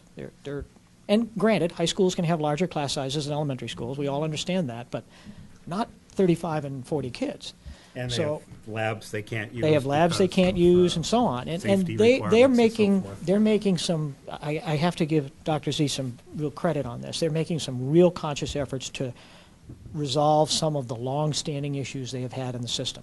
Health insurance, for example.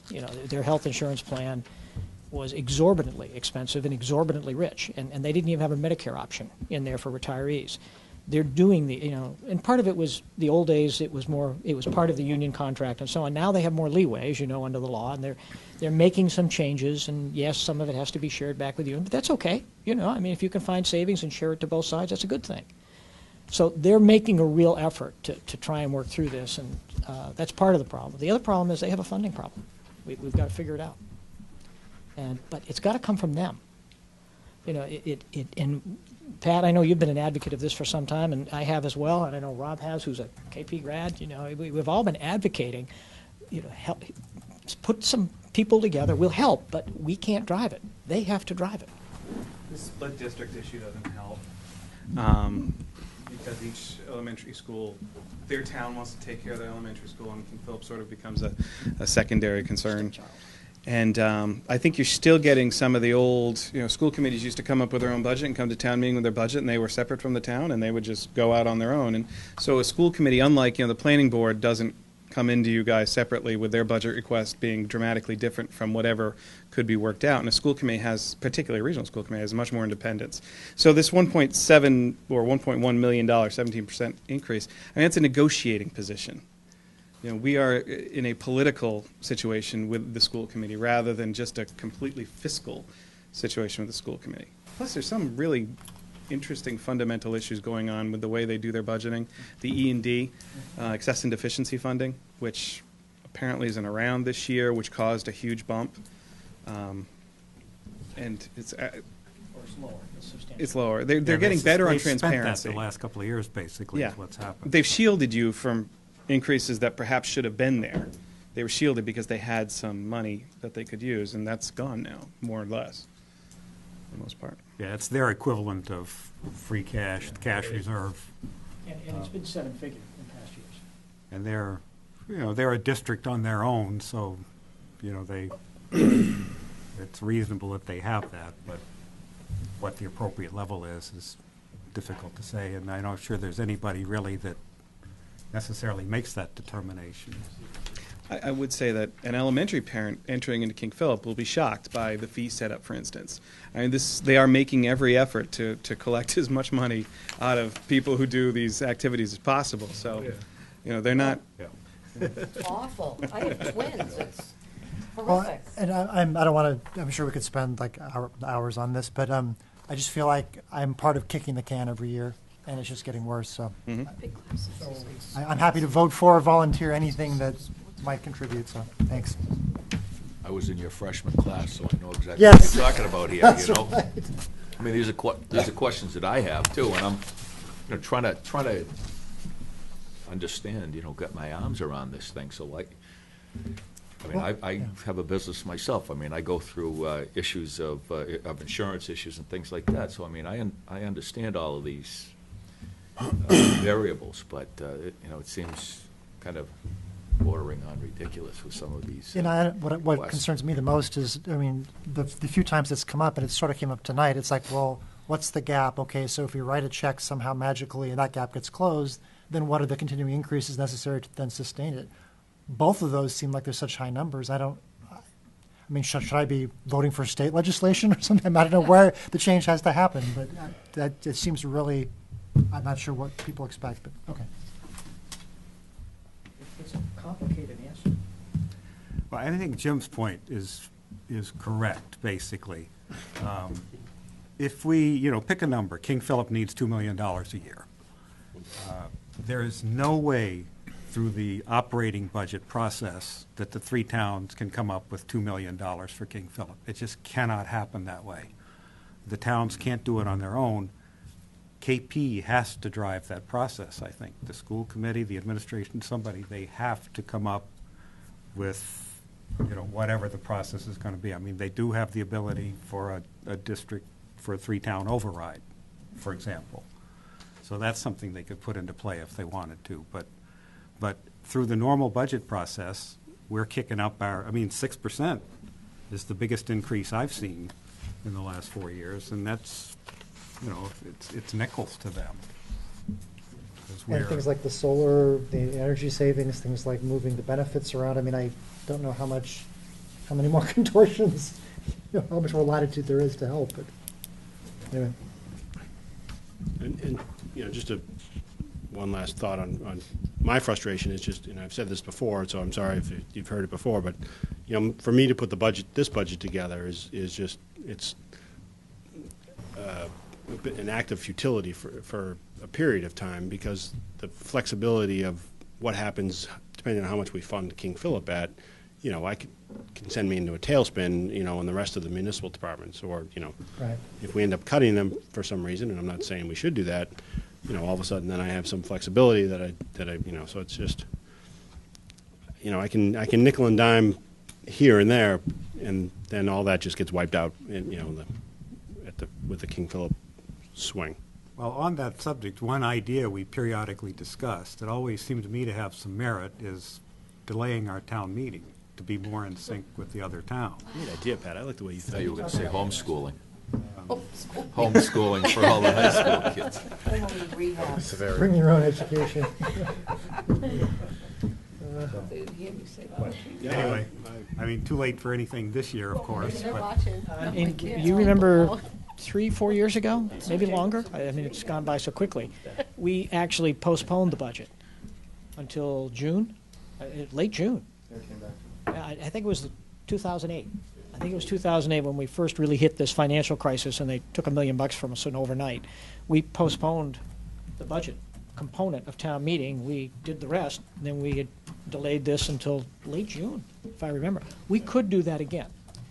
You know, if we have because there's so much volatility, especially at the state level in this. I mean, I'm confident we'll get standard KP model, nailed down, right? but, pardon? That's Rentham's standard model. They do their town meeting starting in April, May, whenever, and every year it's an automatic thing with them, and then they adjourn to return to the budget in June. And we could do They that. do it I as mean, a we have a fixed date. bylaw that says we have to hold it in May, first Tuesday in May, or after the elections, first Tuesday after the election.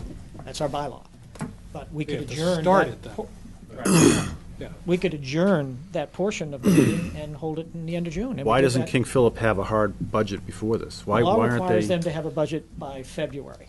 I don't remember the exact date, but they have to submit a date to the, a budget, and so they have to vote a budget in February. They have no choice. Doesn't mean they end up there. Right, but I They have mean, to vote that budget. why don't they vote a realistic budget That's a good question. before May, you know, so at They're, least we. they're much more reliant. State money. We're much more impacted by the Chapter 70 decision on that than anything on the elementary school. Far, far, far more impacted on King Philip. But I mean, nobody realistically thinks the governor's budget's gonna go through, It's so. more than just the dollars, though. It's the Regional school formula. transportation. Yeah, Right. It's huge impact on a regional school. And there's nothing to say that by, June 10th or something, that's resolved necessarily. And this year could be worse than We'd have to push it some to years June. going forward. If we're gonna do it, we push it to June. What do you guys feel about that? I'm kind of inclined this year to do that. Because it's just, we're taking it. Shot in the dark. as opposed to just, it's just changing our bylaw? No. A possibility? No, it's an action of town meeting that would be taken the night when we get to article, whatever number it When we get is. this article, we just postpone it to a future date. Future date. Well, but then that requires people coming back twice. Yeah. Yeah. Well, we don't have a quorum, so. If we just change the bylaw, we could do it once, We could. Well, you could if only- people were agreeable to changing the But you bylaw. would only, if you would change the bylaw, you would be changing it for Future 15. town meetings. Yeah, I mean, it's not something we could do right away, obviously, but, No, it doesn't, it's a procedural matter that, We could just vote. as simply as changing we change the order of, we'll take an article and put it to the end of town meeting. You just take the budget and put it to the end of town meeting, and you just happen to say, and oh, by the way, we're gonna return on June, 15th or June 30th, or whatever it is, to deal with that article. And we could make the change for next year, too. We could do both. You can't, I That don't makes think you it, can bind a from your future point of view, that makes it impossible separate to motions, right? budget for a year. You know, if you're getting their budget from town meeting, June even 15th, I mean, that's just, Yeah. It presents other problems. There's risk, is your point, you're right, there's risk. I'd be happy to go to early, maybe even the second week in June. I definitely wouldn't want to go to June 30th, because then you're talking about, you have layoffs, or you're delaying new hires, or. And it precludes any possibility of an override. If anybody was ever thinking of it, you couldn't do it. We're not thinking of it. I know, but well, the decision to adjourn and reschedule later is something that can be made literally the night of town meeting, right? Right. So, I mean, we could always just continue to play that one by ear. Yeah, And I if mean, things really are that much up in the air, we could do it. the House will do their budget before April vacation, most likely the week before. If they stay on target, they'll do theirs before April vacation. The Senate, if everything goes well, we should have an idea. The problem is we're earlier this year by a week. So usually mid-May, you know where the Senate's going to be. They'll come back fairly soon after the House. The big deal up there right now is transportation funding, and that's why the governor put his tax proposal forward, which doesn't have a lot of traction at all on Beacon Hill. So there's going to be a big kerfuffle over this for the next several months. So, kerfuffle. Kerfuffle. So, we kind of are playing in the dark a little bit.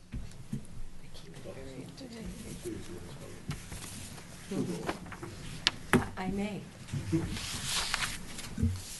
Sorry, that wasn't So- illustrated. I think we're on the. Meanwhile, we're saying 6% is something we think we can afford, and Well, we're still, with I don't know that about number, that. we're still $400,000 in the hole. It's something we're anticipating. I mean, there's a balance between what we can afford and how low do you want to, how low can we go? $450,000 in the hole. So the sheet I gave you on DPW was really more just kind of my cheat sheet and a way of summing it up for you.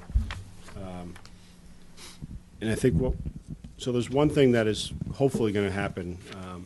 It's bad news and good news is we've recently lost our highway superintendent, relatively new young guy, but we had a lot of hope for him, and he decided to move on. But we're hoping that we're going to be able to reorganize a little bit and, at a minimum, move one of our very senior foremen, at least on an interim basis, if not a permanent basis, up to that superintendent position, and then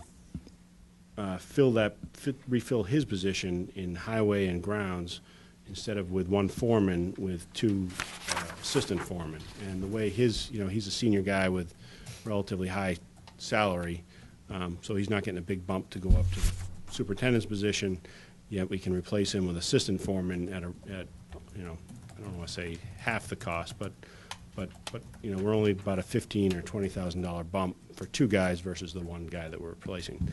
So the good news is I think and those are two places where we really need some help. We've made cuts over the past 8 years in both highway and grounds, and with this move, I'm trying to get another body onto 20 hours, I guess, into highway and 20 hours into grounds. The grounds are important. If you had the recreation director or the recreation commission in front of you, you'd hear their frustration with the quality of the fields.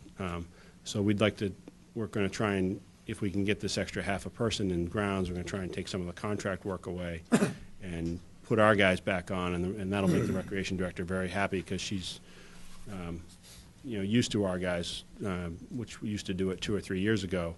And they just have a little more, the contractors do a very efficient job, but they don't stay and look at the fields and look for, if there are sprinkler head problems or other problems that drive the recreation folks crazy. So that's why there's a little bit of a bump in the salaries in the highway and grounds. In the grounds, we're also moving, it's a accounting issue. We're moving $10,000 from cemetery up to the grounds department. So you'll see the swap there. In the vehicle maintenance department, you'll see a $10,000 bump. About $7,800 of that is because we really need to put some work into one of our loaders, our big pieces of machinery. And we are going to need to replace that at some time in the next couple of years, but we think we can buy a couple more years with some maintenance there. So that's how big a ticket item is that replacement? It's more than $100,000. I mean, unless you buy a used one, it's more than $100,000 for a new one. So it's not quite a fire truck, but bigger than a police car. 3 police cars. Solid waste, we've got some savings because we put some money in. We put some one-time money into solid waste last year, the compactors, et cetera, and those have been working out great. I think Bob said on the cardboard side, he's going every 3 weeks instead of every week. Wow. Plastics only went in a couple of weeks ago, and he hasn't had to go yet. So he's, they're continuing to crush those plastics. It's the milk. Yeah. It's so. Oh, thank you. Good plan. So we've got some more man hours that we're getting there, and they're spending. If you've heard Bob talks very passionately about materials out at the landfill, and he's trying to do a lot with whether it's crushed stone or wood chips or loom. He's really trying to build that up and build some revenue streams for us. He's got money coming in from contractors when they're dumping materials, and then he's got money going. Then he processes the material, and he's got money going out on the way out. So we're really, I think we're building the foundation there, and over the next couple of years, we're going to see some revenue growth there, and Nice. and some good service to the town. We've our loom and other materials. Hopefully you've been able to take advantage of it, but it's certainly cheaper than you can go out in the private sector and gather. On my cheat sheet, it doesn't show you, but in the proposed budget, it shows you that we've, because of some strong encouragement from the Board of Selectmen, we've moved the snow and ice budget up to $150,000. I suspect that'll go away. We hope not. What was our cost, or what has our cost been so far this fiscal year? Something like $400,000 now. You know, this has been my, Right. been my bugaboo since the day I got on this committee, but February, March, we were just home free. Yeah. And I thought that Bob and his guys did a great job. Yeah, definitely. I would agree There with are a lot that. of people, particularly comparing us to Rentham, that they did an awesome job. And Rentham here, so I can say that. Do we have, not to get off topic, but do we have a plan for our closing the gap? Do we have that much free cash? We do have about $400,000 in free cash, so we do, and you know, and then we also have, we're very likely going to even without the credits, but if we do get credits the last couple of months in the facilities budget, we should have a good chunk of money there too. So we will. Transfers. Yeah. So we'll be able to close. We'll be able to do it. We have put it off to the subsequent year a couple of times recently, and I don't think we'll have to do that this year. just once, I think, just that one time. Yeah, it wasn't just once. Yeah, just once. Yeah. You guys haven't spent your reserve fund yet, so. Right. Not gonna cover that. No, but it would help. It would help. Right.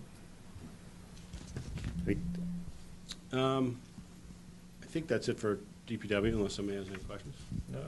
We normally get Bob McGee in to talk to us about this. I mean, I assume this has all been worked through with him, and this is pretty much what you're thinking is final at this point Yep. with him. I didn't And he know- also talked to us about the water side of things, so I'm thinking we should invite him, actually, next week would be a good time. Should definitely ask him about the leak program. Do ask him or don't ask him? Do ask him. Okay. It's a good story. Ask him. Bob's been a great catch for Norfolk. He really has. The stuff at the transfer station alone is worth it. The highway's working out great in the water program. He's got us down. We are at the bottom on leaks now. You know, but I'm always impressed by him when he appears, when he shows up here to talk about stuff. He always knows everything about everything. I mean, he's really struck me as somebody really on top of things. He has. I appreciate Rob's comment, but he has worked out great.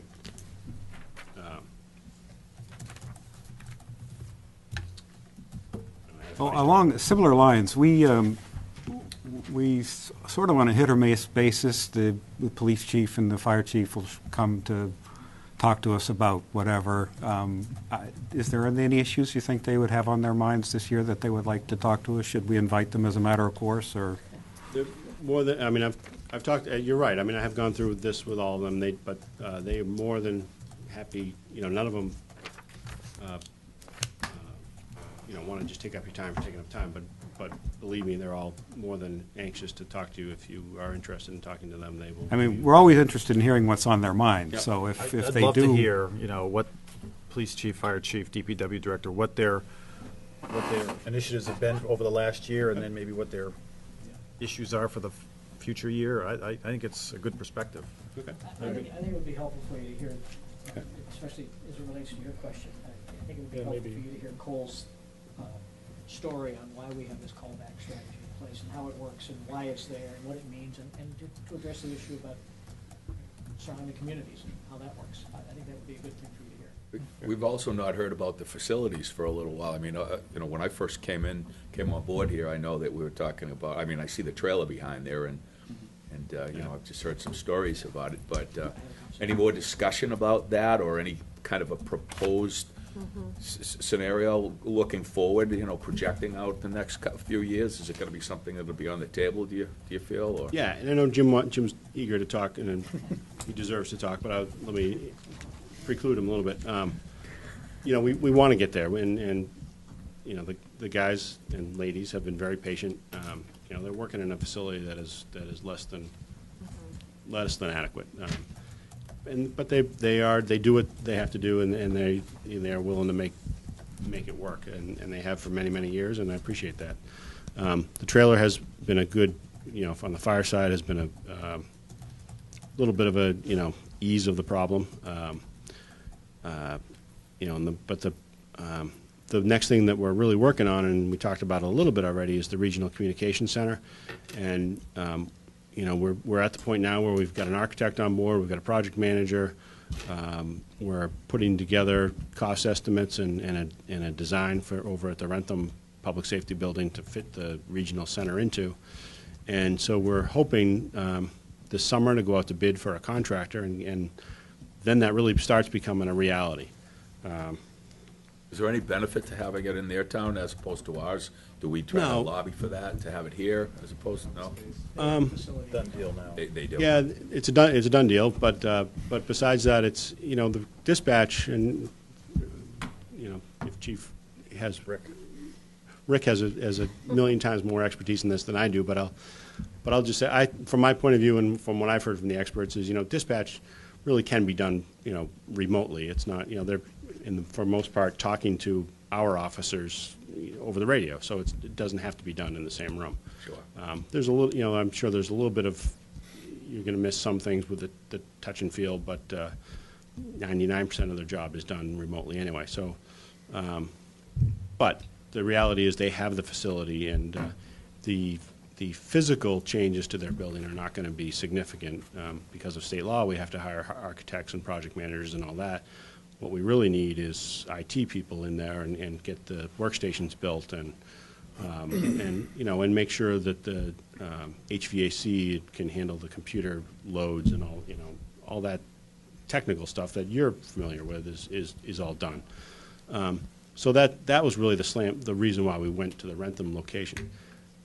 When we get the Rentham location built and we move our dispatchers over there, and we're also having conversations about having lockup either in Rentham or in Franklin, or a combination, so that we no longer need to have a prison cell, or at least not as many, in Norfolk.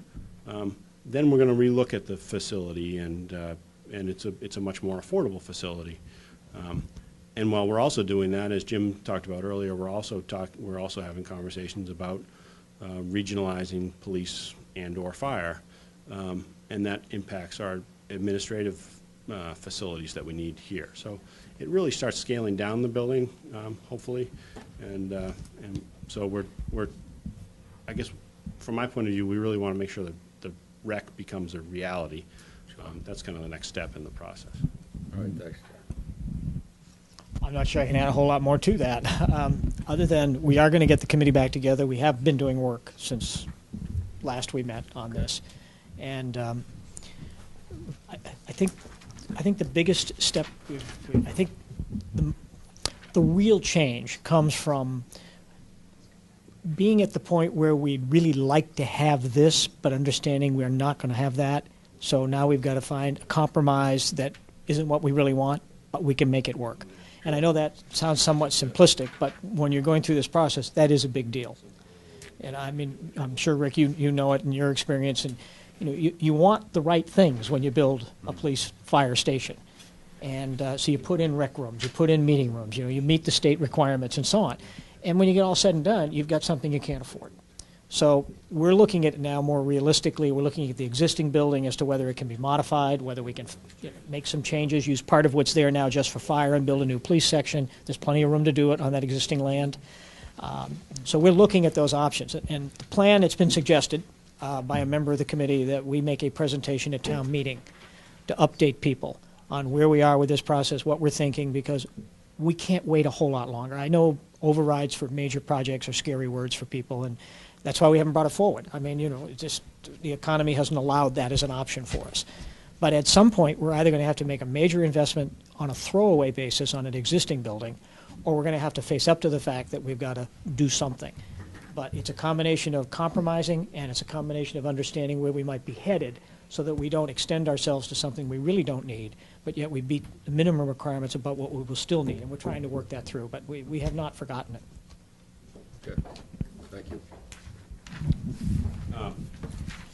guess if you're ready, we'll move on to culture and recreation. The library is, and I know you you usually have the library trustees in, but what they're really trying to do is just continue what we started in the fall when we transferred some money into their budget. So their FY13 is actually a little higher than it shows here because this is the town meeting approved number. But they reopened on Sundays, and and then the reason their expenses go up is because of that not quite Chapter 70 level convoluted formula, but the convoluted formula that requires them to spend a certain amount of money on expenses, in books.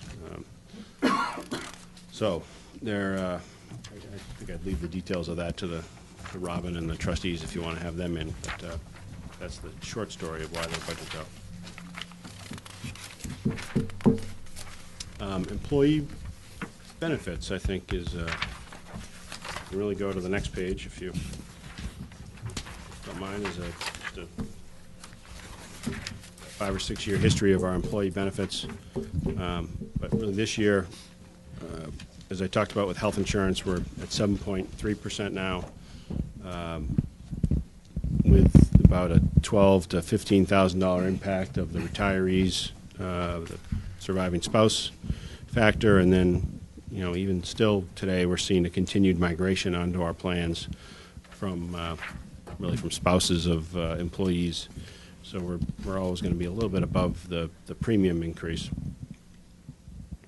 The other one down at the bottom, not really that astounding this year. It's a relatively nice number. It's just the Norfolk County retirement number, up 4%. A lot better than it has been in other years. So we're hoping to drive that medical insurance number down a little bit more before we finish this process. Jack, maybe a similar one. FY12, well, do you have what the actual medical insurance was that year? Hold on for a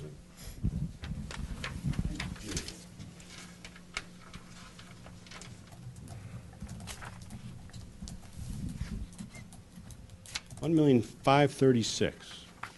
Same as the previous year?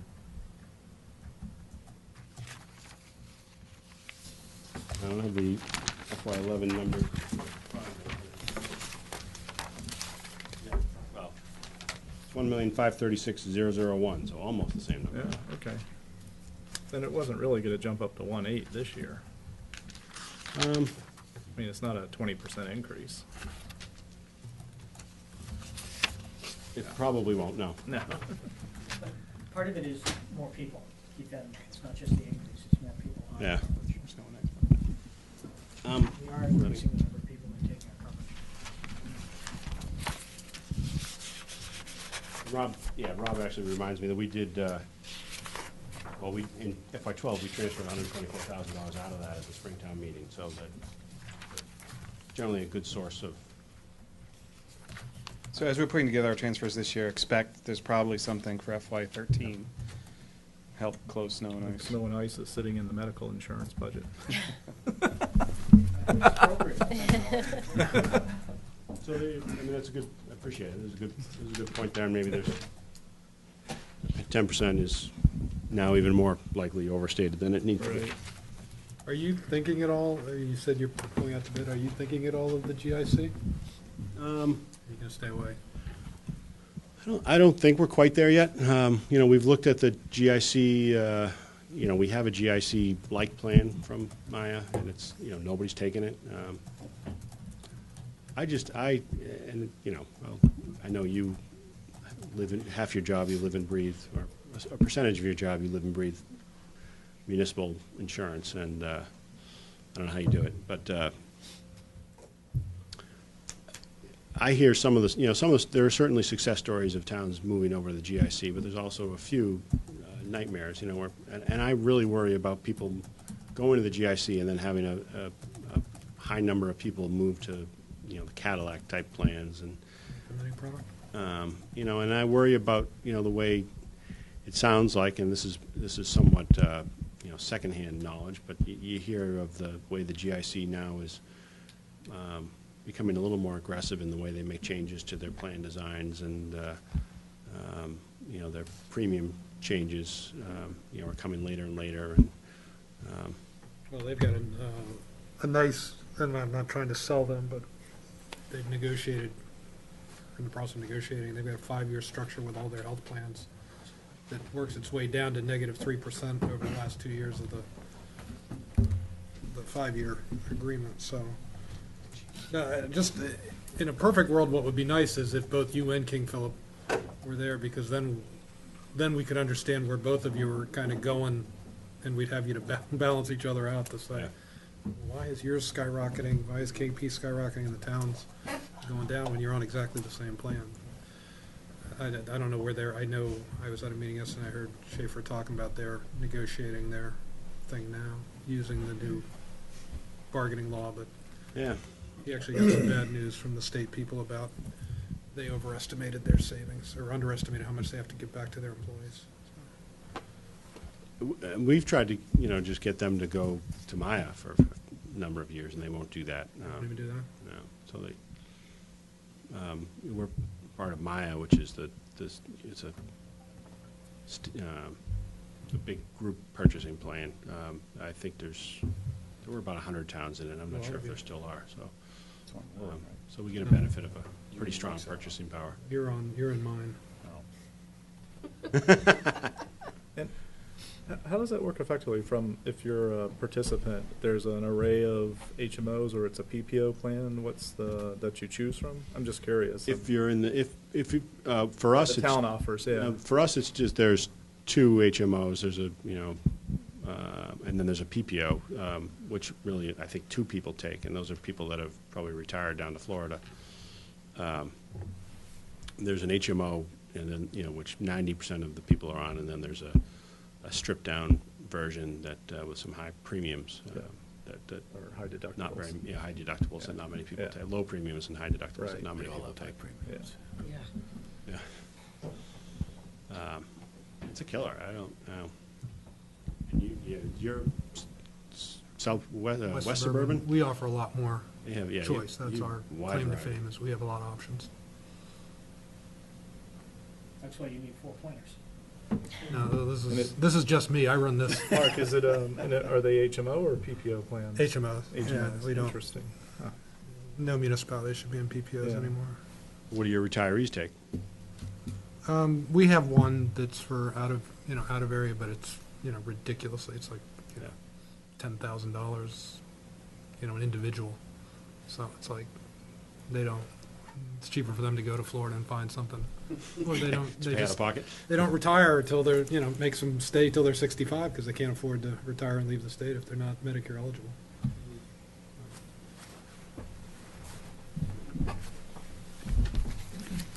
All right. Just that last page that I gave you was just excluded debt, and it's funky for the next 2 years. And I took this off of the revenue sheet last year because it was creating some confusion. But obviously, these are revenues that come into the town for excluded debt, and we added on to the tax rate at the end of the process. So this year, we're going to, those first, well, it's down to really 3 items. We're going to generate $2.6 million of tax, we're going to collect $2.6 million of tax revenue. And then we're receiving, even though we still don't have any debt to pay for, we're still receiving some reimbursement from the state for the H. Olive Day school project. So we will actually be receiving $2.9 million of revenue through tax collections and the reimbursement. And then we have to pay the debt service of $2.6 million. But the 325 just goes back to the taxpayers. We don't have that as money That'll also- available for anything else. So it works out nicely this year because the increase on the Freeman Kennedy School was about $300,000. So we won't see a spike in the tax rate this year. And then next year, we'll actually see a little bit of a drop. And then in FY16, we'll see a little bit of a spike up because we'll stop, that's when that HO day falls off. So Bob said he would wrap up the whole budget. Sorry, Jack, that one didn't compute. So we're making payments of 2.6 million, right? That's our debt payment. Okay. So we're really only. But we're going to receive. Okay, that's what I thought. Okay. Yeah, you're right. Not sure what the You're 2.9 right. was. I didn't- Okay. I didn't explain that right. The taxpayers only owe 2.3 this year. Correct. Okay, that I understand. The other three are changes. That's an interesting way of showing it, Jack. As a wrap-up. A very, very straightforward way, isn't it? In way of wrap-up, which no one on this side wants to say, you know, we are still, as Mark points out, 400 plus to the bad. Under Jack's numbers, not, it's We don't talk about that. amazing, all those changes added up to $1 million Well, between the no, department KP is requests. 750. If you back out KP, it's peanuts. Oh, okay. Yeah. Yeah, But anyway, go ahead. So, Mark. and, that's the end of it. Nice wrap-up. Yeah. So There if you it- go, bang. Well, Drop I mean- that on the table. There's a So- couple that kind of stand out, and then the rest are going to be hard. Yeah. And there's still some dancing on the revenue side, too. Yes. Right. But you know, relative to some of the budgets we've been dealing with since Yeah. 2008, Yeah. we're, you know, I don't want to say we've got a little bit of a smile, but, you know, we've had some huge deficits to work through Right, in right. the last 4 or 5 years, so it's getting better. Not great. I don't want to leave that, that feeling that we're out of the woods. But when I look at $400,000 deficit, and I'm used to looking at $1.2 million deficit, you know, it's a little easier challenge. Yeah, well, that's why I was asking, just on the miscellaneous revenues, what was the actual for 12, just to kind of see as, you know, are we conservative in those numbers, and there might be a little there, but if you're saying you're not really seeing, the biggest number is obviously the motor vehicle excise, and if that's, you're not really seeing a big jump there, then, Well, where you're gonna There's probably see it, I not. don't know whether you've looked yet at, you've looked at the second commitment, because that's where you pick it up. right. It didn't, identical?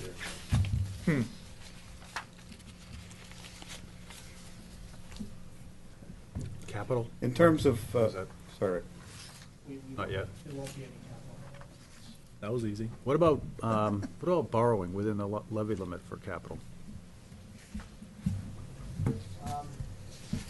Well, Where's that? where do you want to start?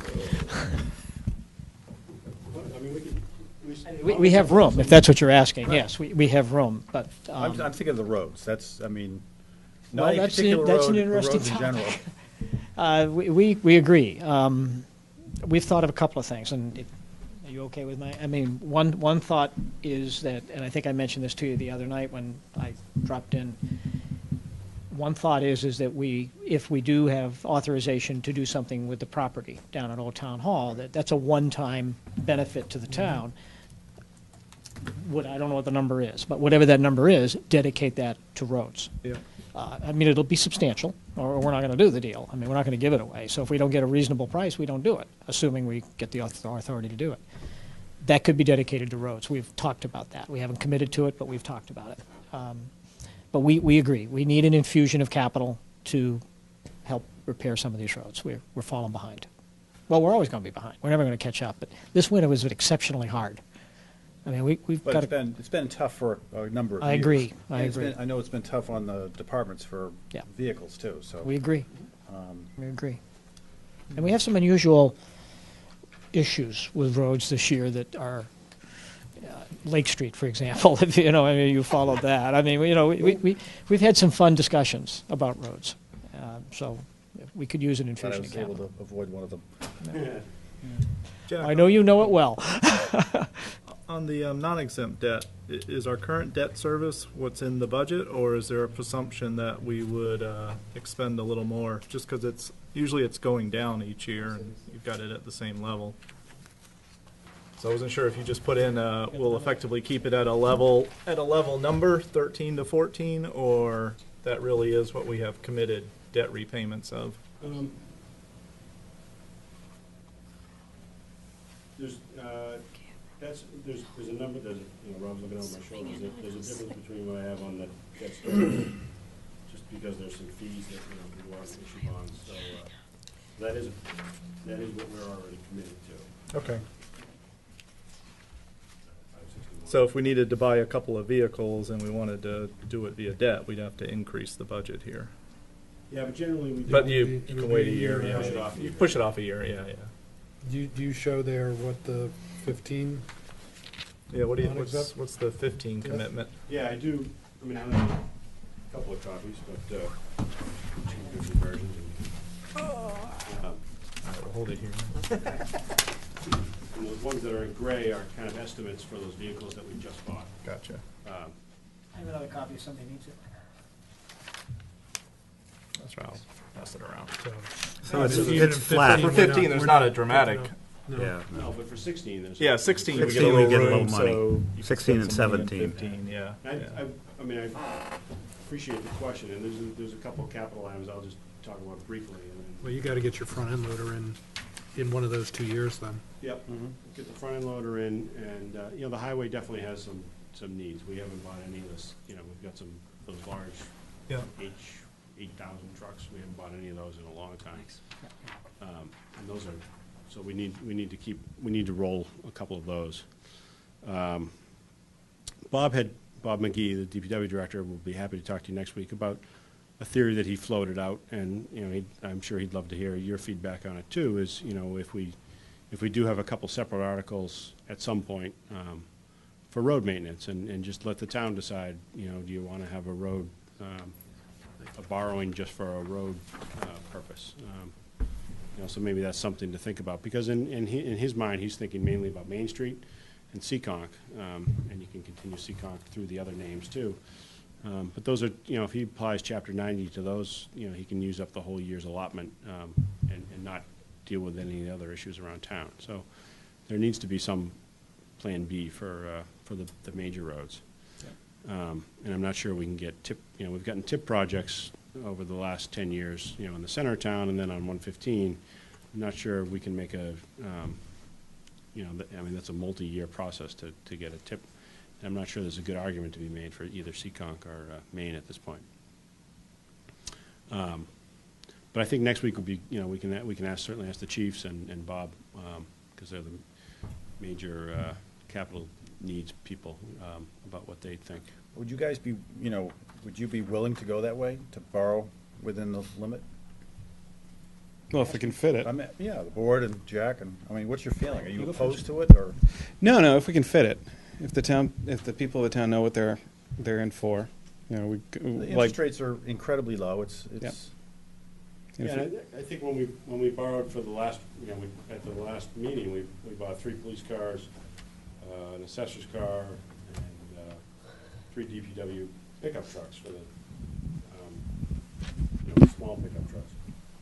And that was the plan, was to try and keep it within, you know, no debt exclusions or anything. So we're doing just that, and I think we need to continue that. That would be my preference. I would not want to do an override. I wouldn't want to go that way again. You know, those are dedicated for a single year, and the world revolves too fast to try and keep that committed.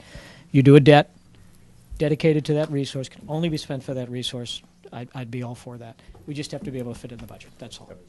But we do have room, and it's getting better. And to your point, someone mentioned that we need to do this in the next couple of years if we're going to do it. Well, there is, as you know, the new stabilization funds you can create. And you could dedicate an override to fund the stabilization. You could. So it's along the lines of what we did several years ago, where we set aside that $300,000 as, you know, the road program, and we did an override for it. And then it got subsumed, of course, into the budget. Under the new law, you could set up a fail-safe procedure where an override of $300,000, which goes up 2.5% every year, because that's what happens with an override, gets funded directly into that dedicated fund.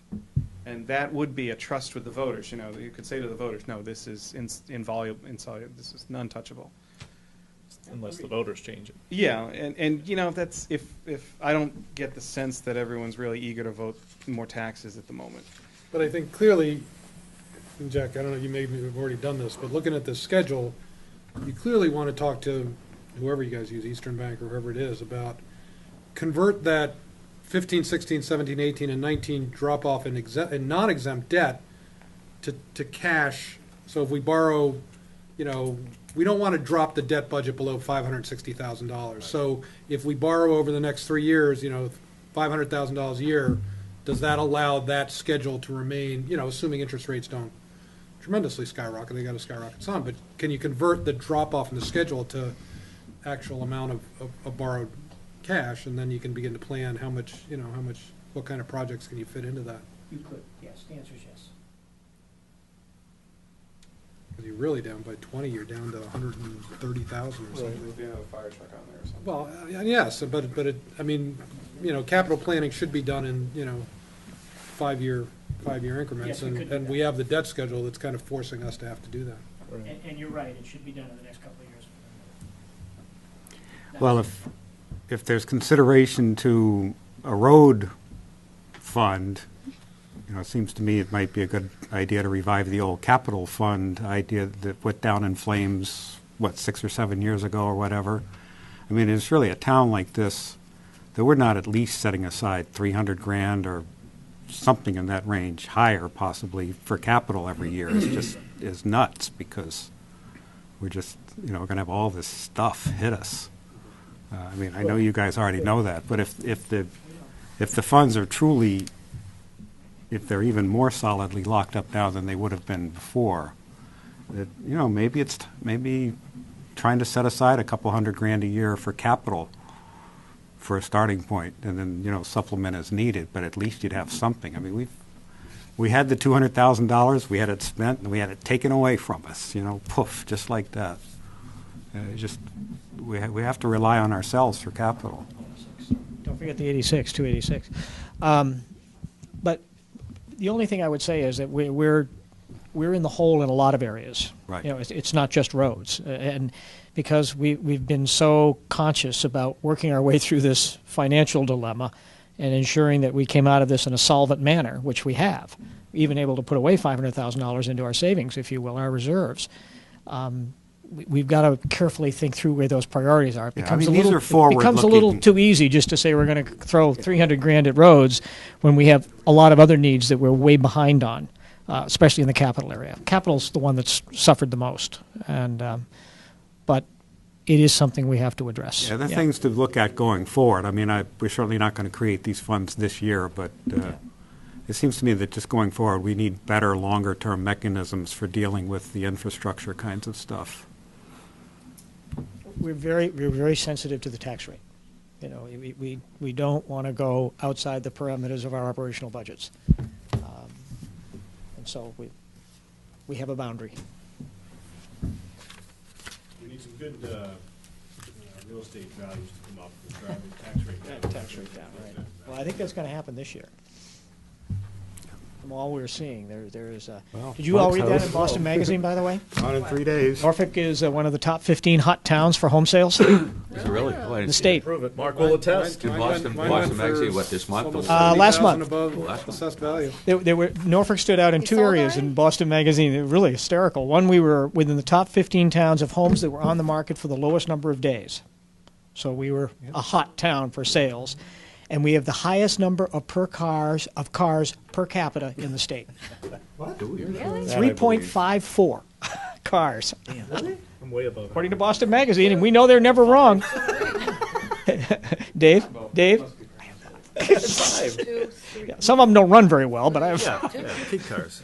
Yeah, but 3.54 or 3.56, something like that, was the highest in the state. New car. It was really kind of fun. And Sally. Well, from a process standpoint, you guys obviously have work to do. 2 weeks from now, another hack at this? I think the big thing is KP.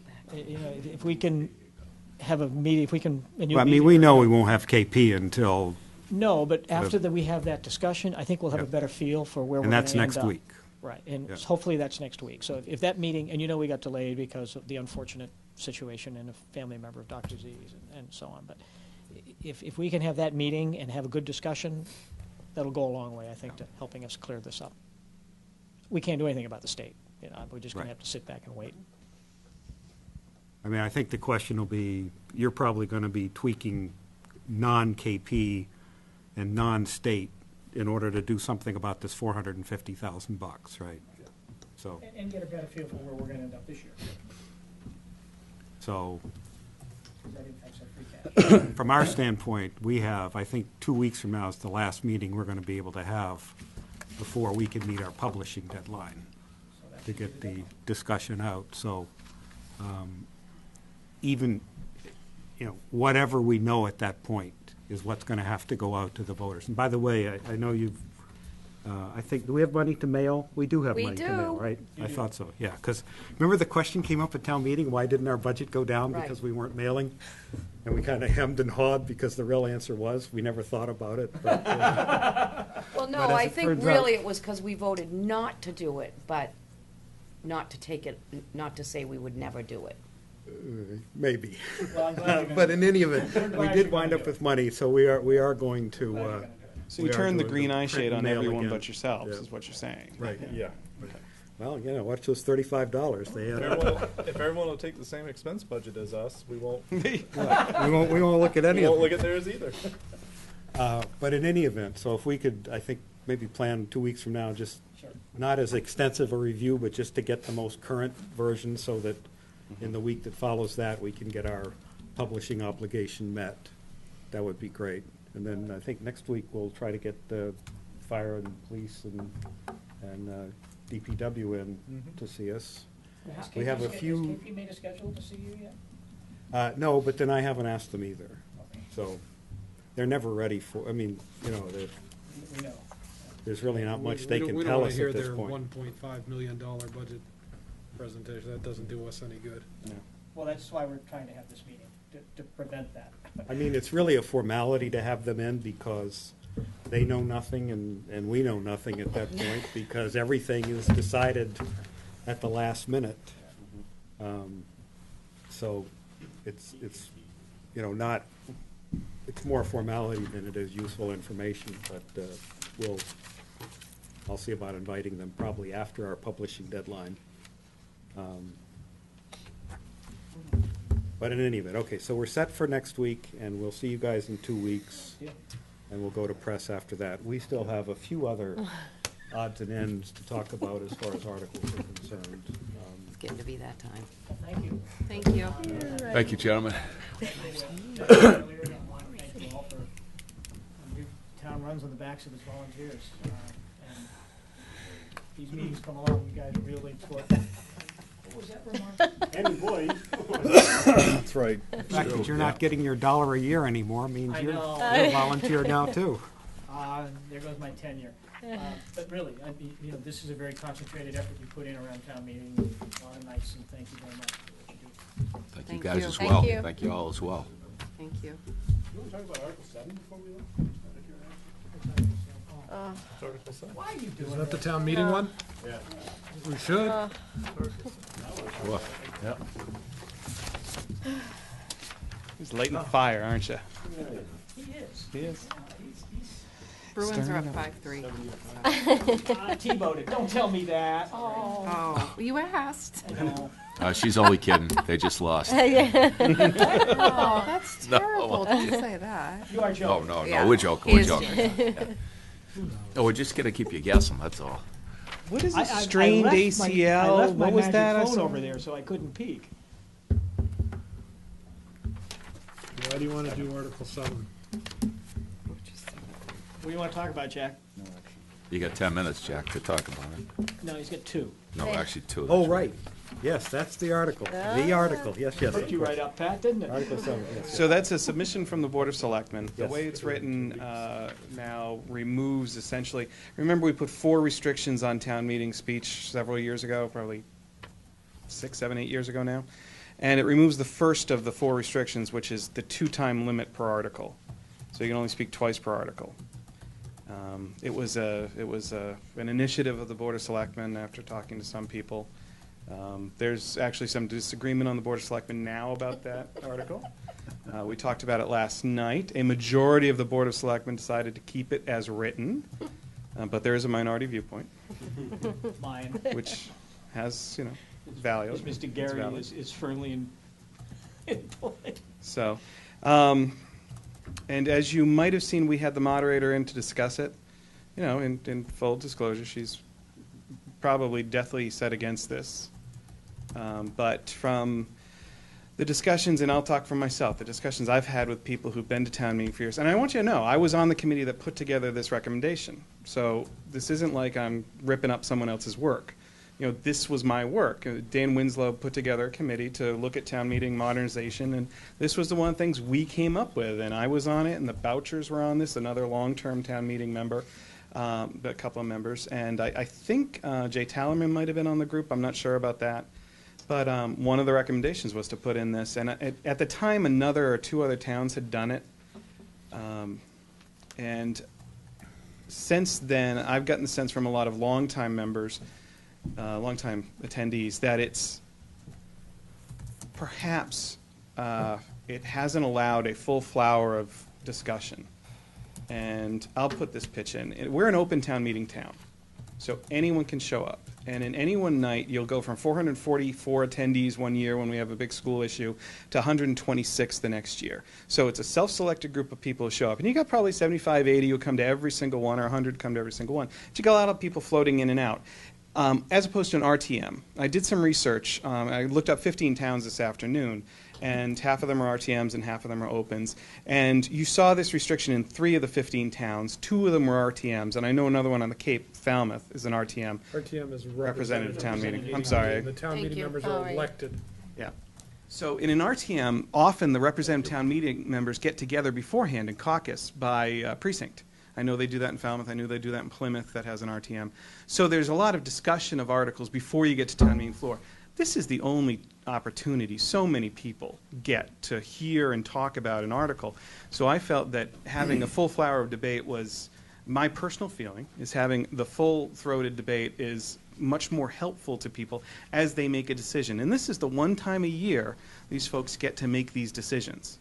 And these decisions are baked in once they make them. So having as much information as possible out there is appropriate. Now, I don't, much of the way town meeting runs is up to the moderator. And we had, for a long time, we had no limits on debate, the moderator before Dan. But he would, you knew when you were to stop talking.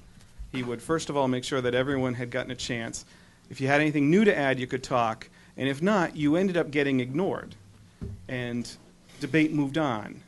I believe that a moderator can fulfill the role that the rule fills, but with the ability, for instance, we have an article, you're a proponent of an article, and your 2 times are up because you've gotten up and you've made a counterpoint. Someone gets up and makes another counterpoint, which is patently false. It's not in the form of a question, so you're not eligible to get up again. Someone has laid out a piece of information which is wrong. And that happened last year. And it's happened. And it happened this fall town meeting when we did the zoning articles. You saw a lot of people lay out things that were just not factually correct. And everyone who could have responded basically had burned through their 2 responses. You saw the hunting article brought in people I have never seen at town meeting. I've been going to town meetings since 1994, and a lot of you guys have been going longer than that. Some of these folks have never been to town meeting, come to town meeting. They don't know the procedure. They don't know the issues. And having the ability to have a more thorough debate would help the discussion. So that's why we're throwing. We're not, that article that's in front of you doesn't change the time limits. So there's still a 5 and a 3. It doesn't change, I think, the requirement that, I think there's something in there about, you can't get up again before other people haven't spoken, speak. That's fine. It just was felt that the automatic 2-time up didn't really serve debate. Wakshik, if I could ask a question. Given the nature of this particular article, didn't the clerk start off before the meeting asking about kind of agenda? Is this on our agenda to discuss tonight? It is not formally on our agenda. The only reason I bring it up is because this would particularly be the kind of thing that we would want to be very But you clear. had the Board of Selectmen on your agenda tonight? Not to discuss this. We had the budget on our. Yeah. Oh, it said the budget, not the you- Selectmen? Yeah. Okay, then we really shouldn't be discussing it. Well, I we mean, should do it in 2 weeks. Just to give others the opportunity. Right. I mean, I want to discuss it. I'm just thinking particularly. There this is a kind of- there is a rebuttal in the waiting, but obviously it'll have to Well, wait. I don't want to cut off half the they're Well- just saying it would be good to have Well, some of these may I, issues. Mr. Chairman? Proceed at our own hazard, and There I you would go. say we're in the Yeah. discussion, and let's proceed. Thank you. We don't have to vote, that might help us in Yeah, proceeding. and my rebuttal will be short, because I really agree with 98% of everything Mr. Garrity said, and I think I'm the one that actually kind of raised this as an issue to the board, so as he reminded me quite heatedly last night as we were walking out the door. Right. And so anyway, after I got browbeat in the parking lot till midnight, not quite that bad. But, well, I never got a rebuttal, so it was perfectly legal. In the perfect world, I agree. I am a slightly dissenting vote because I favor a compromise solution to this. That's really, we had 3 different options that we looked at. This being one. The option that I favored, and when Jack and I talked about it before we even had our selectmen's meeting, I said this is the one I favor, but the board so voted, 2-1 if you will, and so this one's on. That's democracy. So this is the one that's on. The one I favored was to change the 2 to 3 and then allow the moderator to suspend the rule of having any limitation on any given article where it was felt a motion could be made, the moderator could recognize or not recognize, he or she's discretion, to allow debate to continue without any limitation, because the incidents that have occurred are really not significant in number. But there are times, and we're in the fall town meeting, where, and I'm an example of that. I had spoken twice on one article, and there was a statement made by someone in the audience that was blatantly wrong, factually, blatantly wrong, and I went to speak the third time, and the moderator reminded me that I already spoken twice, and I couldn't respond, and no one else responded. And so misinformation was left as fact on the table that shouldn't have been. And that's what really kind of brought it to my attention. So I just favor a compromise because I think it, to be honest with you, has a better chance of passing. I mean, that's my honest evaluation. I think there are those that like the limitation, and I think there are those that would like to see it go back to an open forum, and this to me was a compromise that might bring the parties together to allow us to make a change. That's the reason I favored that. But all of these alternatives are of no particular interest to us because we have an article in front of us that says what it says, right? True, yeah. Now, I mean, if what you're asking for is potential input for possible modification of this article, then, I think we have probably a variety of opinions on this ourselves. My own is that this is an article-specific thing. There are certain articles, like the hunting article, that definitely should have had more discussion, I believe. No question. And there were knowledgeable people there on both sides, and I think we all would have benefited from hearing from them, but we couldn't necessarily. On the other hand, 80% of the articles really ought to have the limits as they are. So I would tend to agree more with the article-specific kind of approach. Well, and is there a different medium to sort of draw out that kind of meaningful discussion and factual evidence? Sort of some engagement with people with a heightened level of interest prior to the time you get to town meeting, because I think without some of these limits, you can have a protracted discussion that goes on endlessly, that may not be bringing any incremental added value, but just prolonging the discussion. I don't know if we're discussing this really right now. Problem with I mean, town. yeah. Yeah, the problem with town meeting is that most people that go to town meeting, the first time they see this is when they walk in the door and they get handed to it, and they have no idea what's on here until they get there. And then some of them want to talk and talk and talk, and that's why I'm glad there are limits. Me too. Yeah. But I do feel, I agree with Pat, that there may be certain circumstances where the moderator should be allowed, or at least to have a vote of town meeting to say, we need to suspend these rules for this article, because it's important. I suppose I'm in favor of limitations too, especially if the audience is seated with somebody that's specific for a particular article. You can have, again, pro or con, you could see the people that were for the hunting article because you could see the camouflage in the, pro or con on that. It was just, a simple way to identify who was there on behalf of that particular article. But if you have one, a number of articles, and then you have the audience seated for that particular one, you could go on all night on this stuff. So that's. But how do you determine? How do you? I'm speaking as a resident now. No. How do you determine which articles may require, or the townspeople may want more conversation about. Let them vote. Yeah, Let town meeting members vote on that article, whether or not they want to continue the discussion. There's a provision that currently exists for, is this the question? Is there a provision that Well, currently the moderator exists can actually, at her discretion. Right. The rule's written so that the moderator could allow further, more than two times up. You can, at the moderator's allowance. Currently, she could do that. Well, but without she has to do it changing on this. person by person. Yes, you can get up more than twice. And then I think the moderator is then being put Right. in a On the position spot, yeah. where Angela Wayne may Yeah. get selected, but Sue Jacobson may not. But I think this article creates the same kind of situation. And Well- if you're leaving it to the discretion, that bias could still perceive to Right. exist. You know, it could be. There are powers embedded in the moderator, as Rob says, that are there automatically. And we have a bylaw, by the way, that allows someone to say, I make a motion to suspend debate. That's always been on the books. So we have tools to deal with it, but they're difficult for the moderator to use because, as someone just said, she doesn't, or he, shouldn't be in a position of being perceived as favoring one party versus another party. And it is individual choice, and that's the problem with it. The compromise bylaw that I favor takes it away from that because it puts it in the hand of the voter. And so if we have a hunting bylaw and it's 3 times and we need to go 4, you can raise your hand and say, Madam Moderator, I make a motion to suspend the limitation rule for this article.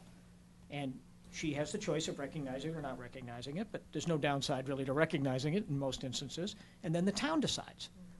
And, it's just a quick vote, yes or no. And then you can continue debate on an unlimited basis, but it's article by article.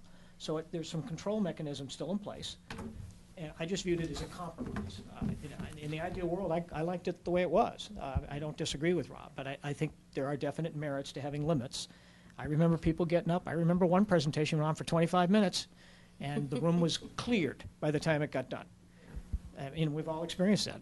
The And time limit still exists, it still exists, yeah. so that 25-minute situation Would not cannot. apply, but you can get up 25 times. Can I play devil's advocate though on this and say, if this passes, there are no time limits on 3, 4, 5, 6, and 7? Well, I think The it way I says read that it, there says- aren't. I think it's implied In in it's 2 minutes subsequent. on subsequent times. Is it not what it said? We might have to add the word in subsequent. That was the intent. Intent and bylaw are, as written, are two distinctly different things. Along Pat's line of thinking, in Congress they do this. The Rules Committee will set up the rules for debate on certain issues. So, okay, this debate, you've got 25 minutes, 12 and a half per side or whatever. And the bylaw currently has a provision that we don't exercise, which is a consent calendar. Basically, the idea was we're going to take everything that's a dopey, revolving account that, shouldn't really be debated. And some grandmaster group of people, the pre-meeting, will decide, okay, these are all on the consent calendar, and we'll just vote them really quickly. And you could take that idea, and instead of just voting up or down 14 articles at once, you could say, okay, these articles are under the debate limit. And then leaving the substantive articles, I would argue that a budget shouldn't be under debate limit. Now, that's the most elemental thing that the town meeting does. And then a hot button issue like a zoning piece, in doing it like that, so you set it before, and allowing on the floor to make those rules on the fly if it's necessary. But I could get behind something like that. Anyway, it is as you see it before you. I would say we're spoiled here. We haven't gone beyond 2 nights in recent memory, and because I work with other municipalities, I work with volunteer groups. The town of Arlington goes for months. Right? They have 6 or 7 Saturday meetings. All right, we haven't. Our town meeting is very expeditious, and I kind of get annoyed when people say, "Oh, I do this for another night." You're running your town. This is the last gasp of democratic government in the United States of America. Woo! That's right. I've been watching West Wing. You're all fired up. Let's go. This is it. And if you don't want to take the time to actually discuss an item, if you want to say, "Oh, I'm sorry, there is no more discussion on this item because you talked twice," that to me is absurd. We're running a government here. We're not, selling fruit. This is an important task. Mr. Chairman, this is why we need limits on both the time and the. Just limit the people. But I mean, I think my point was, is there some way to generate meaningful, thoughtful discussion prior to entering the town meeting forum? Try to do like cable shows and. But I'm wondering, I mean, people latch on to a hot button issue, so like putting a sign out, like there's a hunting article coming up, you may want to go to the library and talk to people about it this night. You know, I mean, seriously though, because people, you know, you read through this and then it doesn't happen until someone says, oh, did you know there's something about, you know, We hunting have, on? but we do this. We have done 2 cable shows talking about the warrant. We had the ZBA come in, the zoning bylaw study committee come in last night solely for the purpose of having an opportunity to go through the zoning articles on television. It wasn't so much to inform us as it was to inform the people. We do everything we can think of to get that information out to people. But unfortunately, Rick is 100% right. Exactly. They all show up at that night, and 80% of them have not read the warrant. You know, I mean, our lives are busy. You know, your life is busy, and people don't have the time. And we're doing everything we can think of. We're doing cable shows now pretty much every 4 weeks. Well, and don't forget, as Rob said, if we ever saw 400 people at a town meeting, we would all, you know, drop dead. And that's what? What is that? Is that 10% of our voting population? Not even 10. Not even 10. So to think of the actual penultimate amount of people that would ever get involved in government in this direct democracy form of government, the only place it exists, you can't even marshal 10% of the eligible population to it. So it's Truly not the last gasp. You know, and that's why I'm a little more hesitant about, oh, you know, we're stifling democracy. Democracy stifles itself. There's nothing we can do to stifle it. It is a self-stifling entity. So, you know, that's. Well, I don't want to torment the people at home. Time for an RPM, huh? Or RTM. Well, it is. RTM I mean, is it's a definitely awfully small town to have that. But there's your charter issue. And you have to have a quorum. As an advocate, not as a selectman, you know, someone who tries to get things done at town meeting, I would love an RTM because you know who your 165 votes are. And they do read the articles before they go. And they do, and plus you vote for them, and you're not going to show up. I'm not going to vote for you. On the other side, I hope we never leave the opportunity for people to get into town meeting and have this opportunity to participate in the town process. We have had years where we've had 800 or 900 people. Oh. Yeah, we have. Yeah, my first town meeting when they were going to dump the toxic stuff on that was the only time I've ever seen that. Well, maybe the HL day school, maybe twice. There were 2 times I can remember. Golf course got a good turnout.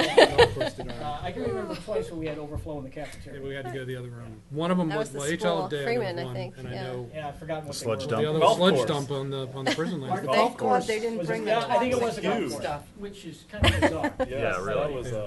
That would have been bad. Okay, so They dumped the toxic. we have done our. You weren't here for that? I think I came right after. Sludge dump, and they were gonna, what they scooped out of the big dig was gonna get dumped in between the 2 prisons up there. Oh, wow. I believe we have. It's even going to be in Norfolk, though. Unless anyone else has any further issues on this topic. Moving on. On this topic.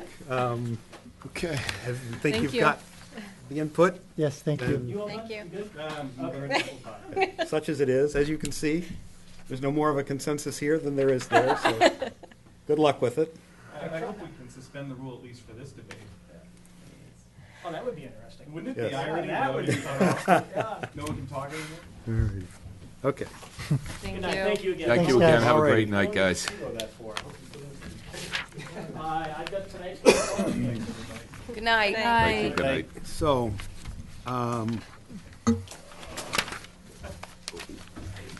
we have the article that we discussed about the records, Gonna vote the article. Revolving fund, the revolving fund, yes. What number is English, that? I'm speaking English tonight, I hope. But are we not voting articles because they weren't on the agenda? That I would say article, we he should- was on the agenda, and I think The we're. revolving fund Revolving article. fund, yeah, yeah. Sean was on the agenda. And I don't know if there's anything else we want to, What article number is that? I don't know, it's Motion been to definitely rearranged, so. postpone. Yeah, they're all numbered now, and the letter That- is next to it. Yeah. Pat, a motion to indefinitely postpone that article? when we find the number? Or whatever number it is. Yeah, okay. I don't care what number it is. Let's put a number to it. Who cares? It's the revolving No, fund. let's, Q, Q, it's Q. the last one, 26. 26. Last page, I think, right? okay, we have in Oh, so it's a Article motion. 26. We have a Yep. motion and a second to indefinitely postpone Article 26. Is there any further discussion on that article? Could you please tell me who seconded? Dave. I didn't hear you. Dave. Thank you, Dave. Okay, hearing no discussion, all in favor of IPing Article 26, please say aye. Aye. All opposed? It is unanimous, that is IP'd, with the understanding, of course, that the selectmen are going to put that in the budget.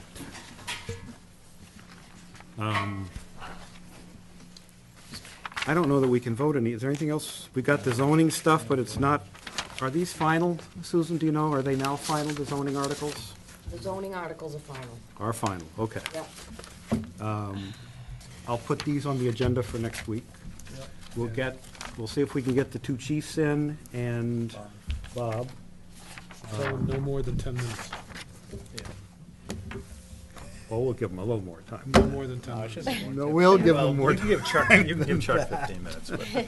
I'm not gonna call him No, in here. again, we don't need to talk about the budget. We want to know about what their Right. plans are for the future. Right, Jack told us Yeah, what we the know what the budgets are. budget I want to know what their I initiatives agree, are. but and we're what not their getting police issues chief are. and fire chief and the head of the Beat 'em more than DPW 10 and minutes. telling them Go they home. got 10 minutes. You don't want to be here. Then they'll Chuck even be has seniority self-limiting. on me, so. They'll be self-limiting. In any event, they will be invited. So hopefully we'll have all three of them. We'll have, Do you want the library if the zoning trustees? articles, you know what, I'll stop by and see if Robin Okay. even wants to see it. I mean, Robin has, when she's wanted to talk to us, she's asked to talk to Right. us. So, we I don't think it's necessary, Have but not- if she wants to come in. right, I mean, certainly anybody that wants to can ask us, but last year was an exception because she had a particular Right. issue that she wanted to talk to us about.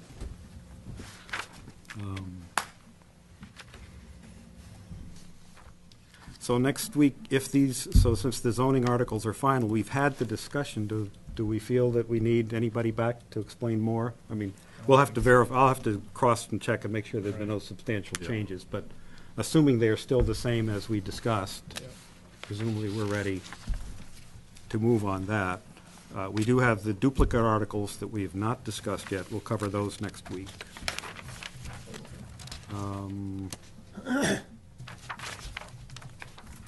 Do we have a percentage yet on the compensation? I think it's 1.5. 1.5. We now have Article 4, the 1.5 is in there. It wasn't there last time, so it, We could vote now. It's budget related. I move to approve Article 4. Second. Second. been moved and seconded that we approve Article 4. Any discussion? Hearing none, all in favor, say aye. Aye. All opposed? It is unanimous. Okay. Minutes, we had minutes. We do. March 13th. I have reviewed them, made a few minor edits, but, so they look good to me. I like paragraph 4, your standing offer. Hmm? Fourth paragraph, your standing offer. Oh, yes. All hail the continuing chairmanship of Pat Speed. It stands. Excellent. Move we approve the minutes of March 13th. Seconded. It's been moved and seconded that we approve the minutes of March 13th. Does anybody need more time to look at them? Any discussion about them? Hearing none, all in favor, say aye. Aye. All opposed? Unanimous approval of the minutes. And I believe I promised you a long meeting, and we've run, a little long. It's not like the 11:30 meetings that we 11:30? sometimes have.